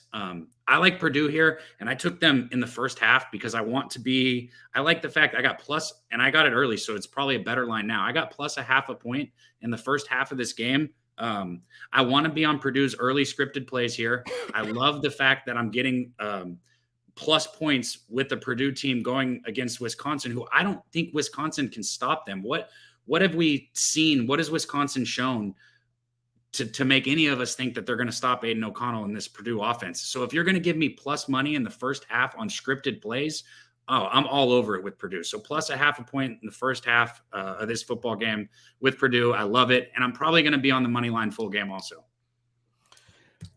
Wow. Great breakdown. Very interesting. And especially not being concerned with Purdue on the road after seeing them handle the Carrier Dome. Purdue, or which is now whatever the fuck it's called now. Purdue first half. And did you want to make full game money line official, or just stick with the first half here for our record keeping purposes? First half for record keeping, because I know we haven't talked about it because it's only a little bit, but I am 2-0-1 right now with you because I was on that first day for NCAA football, so we got to keep that. Got to keep that thing clean. Of course, you have a spreadsheet here. Don't worry. You have your own spreadsheet. That's all yours, buddy. I love it. No, I love it. And I love that you care about it. There you go. First half for Purdue. I will line shop for you while you talk about the next game on the docket, which is 7:30 p.m. Eastern on Saturday. Minnesota Golden Gophers, 4-2, 1-2 in the Big Ten at Penn State. Nittany Lions, 5-1, 2-1 in the Big Ten. We're at University Park, and it's a little chilly at 7:30 p.m. at night. Not bad. 54 Fahrenheit, and it's clear, and there's not much wind, so that's not a big deal. 3 miles per hour is the wind. Minnesota coming off their second straight loss. On the 1st of October, they lost at home to Purdue 20-10. Another sign that Purdue can travel. And then they had their bye week, and they came back and lost 26-14 at Illinois. So that's the last 2 games for Minnesota. For Penn State, they suffered their first loss on the season, and it was ugly. At Michigan, 41-17, and it cost us our friends and family parlay. Jose and I had cashed on Friday, and Big Boss gave us this under, and I was at this pumpkin patch with the family, and I had to drive. This is stupid, but I had to drive around for a little bit while Carter was sleeping while they were in this pumpkin patch area, and there was no scoring, and I could have got in on a middle if I wanted. I could have got in on the total over 40.5, and I was like, I hesitated, and then a pick six, and things started falling apart, and then I was angry all day at the fucking pumpkin patch. That is the spot there. Let's take a look at the line history. Penn State opening up at -5. They got down to -3.5. They're now at -4. From the total perspective, it opened up at 44.5, which is where it is right now. There's been a slight move to the odds were -110 on each side, and Pinnacle's usually a -106. So it's now -105 to the under, -111 to the over. Let's move over to the cash flow in this one. Sports Insight has given line value to Minnesota. They're about 25%, I would say, maybe a little less than that. 6,556 tickets in. 35% of the tickets on Minnesota and 62% of the cash. So it feels like there's some live love here, or some legit love or sharp action from Minnesota. Then 67% of tickets and 74% of cash on the under. And we haven't seen much movement there, but it's a very low total. Take it away for us, Daby Cab, Minnesota, Penn State. And I will be quick with this backtrack because I know we got to hurry. I just want to say one last thing on Wisconsin because I saw Razor and I appreciate what he's putting in there. He said they want public to hammer Penn State. Wisconsin has not done anything against a good football team at all. The 2 games that they've done decent was New Mexico State, so what, and Northwestern, so what. Anytime they play a good football team, they get shit on. And so now I'll just move on now. I'll just move on from that one. But so we got Minnesota, Penn State right here. You need to know that this is the annual whiteout game for Penn State. Okay, that type of stuff in college football matters. Like you got to know that type of stuff. The whiteout game's pretty awesome. I'm not a Penn State fan or anything, but I always enjoyed seeing that. I mean, I remember it for as long as I can remember. This is their whiteout game. And also the quarterback for Wisconsin, I almost said Wisconsin. The quarterback for Minnesota is not playing this game. He's out. Okay. It's official that he's out. There's a question mark around Clifford. I think Clifford's going to play. And I think that when Clifford gets announced in, we're going to see this line jump by Saturday. Okay. So whenever we find out that Clifford's starting, I don't think we're going to see a -4 anymore for Penn State here. Singleton, the running back for Penn State, he's averaging 7 yards a carry. And I know they lost against Michigan last week. They lost against a better football team. They got put on their ass against a better football team. It's all it is. Minnesota, on the other hand, is not that better football team. And Penn State has to win this. This is it right here because they're not going to beat Ohio State next week. It's just not going to happen. So they have to. Their fucking season rides on this game right here. And I'm shocked that we're getting -4 at home in a whiteout situation here with this Penn State team. Like I said, I think Clifford's going to play. Last year, he did have 3 interceptions against Minnesota, so that's something to note. But he still had 340 yards passing in that game. He has shown that he's been better with certain decision-making processes, and I think Penn State's going to roll here. So I got Penn State here -4, and that's where it's at. Penn State -4 for Daby Cab. Again, I'm going to do some line shopping here for you. We don't need to force the rush here. We have 18 minutes until the Cappers contest show for Jose and I. Let's move on. We have Penn State -4 and Purdue first half from Daby Cab. Did you want to add something, my man? I want to give it you and everyone that's listening a nugget right here. My guy, Saturated, he said, big homer question. Is Illinois going to be 9-1 when they face Big Blue? Not going to answer that. But what I will say, and shout out to Saturated, because on our first live show, Jimmy, or maybe it was the second one when we did the Illinois game, he got me on Chase Brown's rushing prop on the over. And when we watched that game live, and I was so enamored by Chase Brown that I was like, I said it on the show. I said, I'm betting this every single week until it doesn't cash. Guess what? He has cashed every single week. Every single week this year, Chase Brown has hit his rushing prop. Hasn't missed yet. And so shout out to our guy Saturated. I love it. Yes, I love capping with Saturated. I love it. There we go. We move on to the final game here on the show. We are 17 minutes away from the Cappers contest, 7:30 p.m. Eastern. Saturday night, Texas A&M Aggies 3-3, 1-2 in conference at South Carolina Gamecocks, 4-2, 1-2 in conference. We're at William Bryce Stadium in Columbia, South Carolina. 64 Fahrenheit clear again. No wind Saturday night in pretty much across North America. Texas A&M coming off their second straight loss, but it was very impressive. They lost 24-20 at Alabama. South Carolina coming off their third straight win, 24-14 at Kentucky. That's the situation here. Let's move over to the line history in this one. Texas A&M opening up as 3-point road favorites. We have 3.5s on the board. 3.5s have come before and dropped back to 3. So this isn't the first time that we've seen 3.5s, but 3.5s are on the board right now for Texas A&M. When we take a look at the total, it opened up at 45 and is now at 44.5. Take a look at the cash flow here. Slight line value given to the Gamecocks here by Sports Insights. 4,400 tickets in. 48% of tickets on South Carolina and 72% of the cash. So some bigger bets are coming in on South Carolina. Then 68% of tickets and 91% of cash on the under. And I can understand that after seeing what Texas A&M's defense did to Alabama. Take it away for us here, Cab, A&M against South Carolina. Okay, so Obviously, anybody can see that I have an A&M hat on. I don't give out homer picks. I bet A&M once this year. It was against Miami and they cashed. I really could give a shit less about a team unless they're going to win me money. It took a lot, in my opinion, for this line to be -3 right here. I mean, a whole lot of crazy shit this year. It took A&M losing a disgusting game to Appalachian State. It took South Carolina upsetting Kentucky, but really anybody who watched that game, they tried to lose it the whole time. South Carolina did everything they could to lose that football game. Levis was out, and, well, we've seen that without Levis, Kentucky sucks. Their backup is not good. He was not good. The only reason South Carolina won that football game is because Levis was out. And if those things didn't happen, imagine where this spread would be right now. Just imagine. Imagine if Jimbo handed the ball off to A-Chain instead of running that stupid ass play that he ran the last play of the game against Alabama, and A&M won last week. Where do we think this line would be then? I do not understand the -3 here. South Carolina is not a good football team. Spencer Rattler is dog shit. I'm just going to say it how it straight up is. Spencer Rattler is horrible.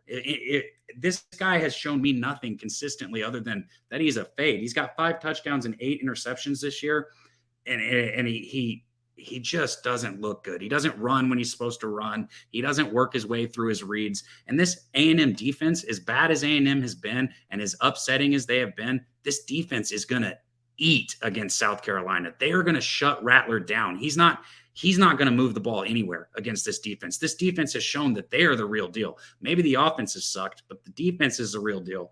And Hayes King, the quarterback that's going to be in this game, he hasn't shown much more than Rattler either. And this is just going off what I saw at the end of the game against Alabama, because everybody's been expecting him to turn that corner. I think he's going to do it. I think he did it at the end of Alabama game. I think King's going to have a good game. We're going to finally see why he was that 5-star recruit everybody was talking about. And I got A&M here -3. I felt like it was a gift when I saw the line. So A&M -3, the final spot on Cab's card. Cab, I'm gonna have to find the best price for that number 3 because we've seen it slip to 3.5 at some spots. Cab, can I ask you a question too? When you said that it slipped, because I had actually texted you about this earlier, and you said it had gone to 3.5. Wasn't 95% of the money on South Carolina when that went to 3.5? Yeah, all of the early money was on South Carolina. It's come back a little bit. That's doesn't make sense to move it against them if 95% of the money's on it, right? Yeah, they're asking for more South Carolina cash. It's tricky when you have the recency bias of A&M playing so well. And I guess you sort of have it with South Carolina, but you poked holes in why that was. So, but yeah, so when you see something like that, the books are saying we want more money on South. We love seeing the South Carolina money. Okay. Yeah. No, yeah, absolutely. By the way, this, as I said, went to 3.5, moved back to 3 on Monday, back to 3.5. So this has been kind of bouncing all over the place. Ron Crawford says better rush offense and overall defense, home dog. So South Carolina or nothing. Billy Friedrich sees the -3 still at -110 at Bookmaker. Thank you for sharing that with us. So I just want to throw this. It takes a lot because of the fact that, I know that people would think it takes a whole lot for me to give out A&M as a bet. I've only done it once against Miami because I circled that game before the season started. And I just knew like that was when I was waiting to bet. It takes a lot for me to give A&M out as a bet. You got to understand, it takes a lot for me to put my money on them also. They beat South Carolina. They're going to win. They're going to win this football game. Oh, I love it, Cab. Great stuff. Purdue first half, Penn State -4, and Texas A&M -3. Tonight he is on the over 46.5 in Troy, South Alabama, and Ron Crawford's spreadsheet play today in college football is South Alabama money line. That is all locked in. We are not going to do friends and family today, and I apologize for that, but we only have 11 minutes before the Cappers Contest show, and I think it's more important to review all action here before we hit the Cappers Contest show, so there will not be friends and family today. Let's roll through the action. Oh, we made one with Pete. Say what, my man? We made one with Pete. There's nice. Jose. He can probably did it cash? No, it's for Saturday, actually. Oh, sweet. Okay, why don't you share that one with everybody? Yeah, that one is, sorry, I'm pulling it up as we speak. A&M minus 3.5 or 3. That was mine. UTSA minus 10. And the Texas Tech, I believe, money line. I'm trying to figure that out. Texas Tech money line, I believe. So there you go. Sweet. That's great. Oh, I'm happy that you guys did that. Mike M, I think we know who gave that out. Okay, quickly. I'm on the under 6.5. I got plus 105. An hour later, that was minus 110 in Nashville, Columbus. That makes me happy. Gogster and Ron Crawford are on the Habs in regulation. I'm interested in being on that as well, but I don't know when I'm going to get it in. San Jose Rangers, we are off. Gogster's on first period, both teams to score, and Capitals Senators. He's on the Pens regulation. I'm on the Pens minus 1. I'm also on the under 6.5, plus 105. Remember, Sweaty Butcher is on the other side of that and thinks it's a gift, the over, which makes me uncomfortable. I have interest in the Leafs. I'm curious to see what the market move is now that Wedgwood is in that. I'm thinking about moving on the Leafs. I do not believe in that run that Wedgwood went on last year. Islanders minus 1 at plus 117. And it is not the Canucks home opener tonight, Bo. We're still on the road. This is in Minnesota at Xcel Energy Center in St. Paul. Gogster's on both teams to score first period at plus 136. Then pimp slap play today is the Carolina Hurricanes. I'm on the Oilers first period at minus 120. We stayed off the Sabres Flames. I'm on the Knights minus 1, and so is Gogster on the Knights minus 1. Gogster gave us 6 props for NFL. He gave us Olave over 59.5 receiving yards, Kamara over 32.5 receiving yards, Kamara anytime touchdown, Murray over 1.5 touchdown passes at plus 106, over 240.5 pass yards, and over 23.5 completions. Join us here tonight for the live betting for both NFL and NBA. And I've not moved on that game yet, but it's interesting watching the market move so quickly towards the Cardinals. In NBA, I stayed off. Sharpie's given Grayson Allen points, rebounds, and assists over 16.5. I want to get in live. I just don't want to. I'm just going to do what works for me, and just being on huge public sides is just not something that works for me in NBA, and I'm just never going to do it. I'd rather stay off. I have enough action. I don't need to force action. Then in MLB, anyways, it's a good opportunity to get a better line for something that you like. Totally, and we'll be watching it together, which is great. Which is fun. Then in MLB, we have Ski Profit on the Yankees first 5 plus 0.5. Oh, shit. He's going against me there? I didn't know that. Yeah, Ski Profit's on the first 5 plus 0.5, and very interesting. Astros first 5 for Cadabra. Valdez over 15.5 outs in the under 7 for Sharpie. Jose's on the Astros minus 1 and the team total over 3.5. I was close to moving on the Yankees first 5, but got talked off, and I'm comfortable with that. And then we've gone over college football. That is our show for today. 7 minutes until the Cappers contest. Pour yourself a coffee or get a bite to eat. And we had a winning week last week in the Cappers contest. We need to keep them going. Every week has to be a winning week. Daby Cab, top shelf saying take Embiid over in points. I'm not sure. I want to get involved, but I also need to win. The stakes are high. Raven in the Desert, New Mexico plus 11.5 and 10.5 and sprinkling the money line. Thank you for sharing that with us, Raven. I'm going to copy and paste that. Daby Cab, awesome work today. I missed working with you. Thank you so much for joining us. We have Friday night UAB Western Kentucky for the live bet show, and then Syracuse Clemson on Saturday for a show. That's going to be big. Follow Daby Cab on Twitter at Daby Cab, and please support his live betting shows. They're so much fun. Daby Cab, could you put a bow on this and let us into the future? But just before you do that, thank you all so much. We have absolutely nothing without your support. Billy Friedrich, Viper, North Ender, Top Shelf, Jordy Nordman, Nuke Worker, Mike M, Parl Angel, Daby Cab, Sosa. Thank you so much for the dono. That meant so much to us. And then the early dono from Dan Bonner, it means so much to us. Thank you guys. Sky Dragon, Ron Crawford, Cashman 19.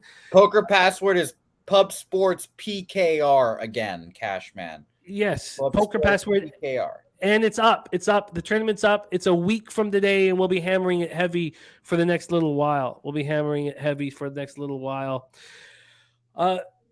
North Ender says, quick thoughts on the Cards down to -2.5. I mean, that's where they. I mean, it's not down, is it? I mean, we'll talk about that on the Cappers contest show. That's the Cappers contest. Okay. Oh man, Daby, can you let us into the? Yeah, here.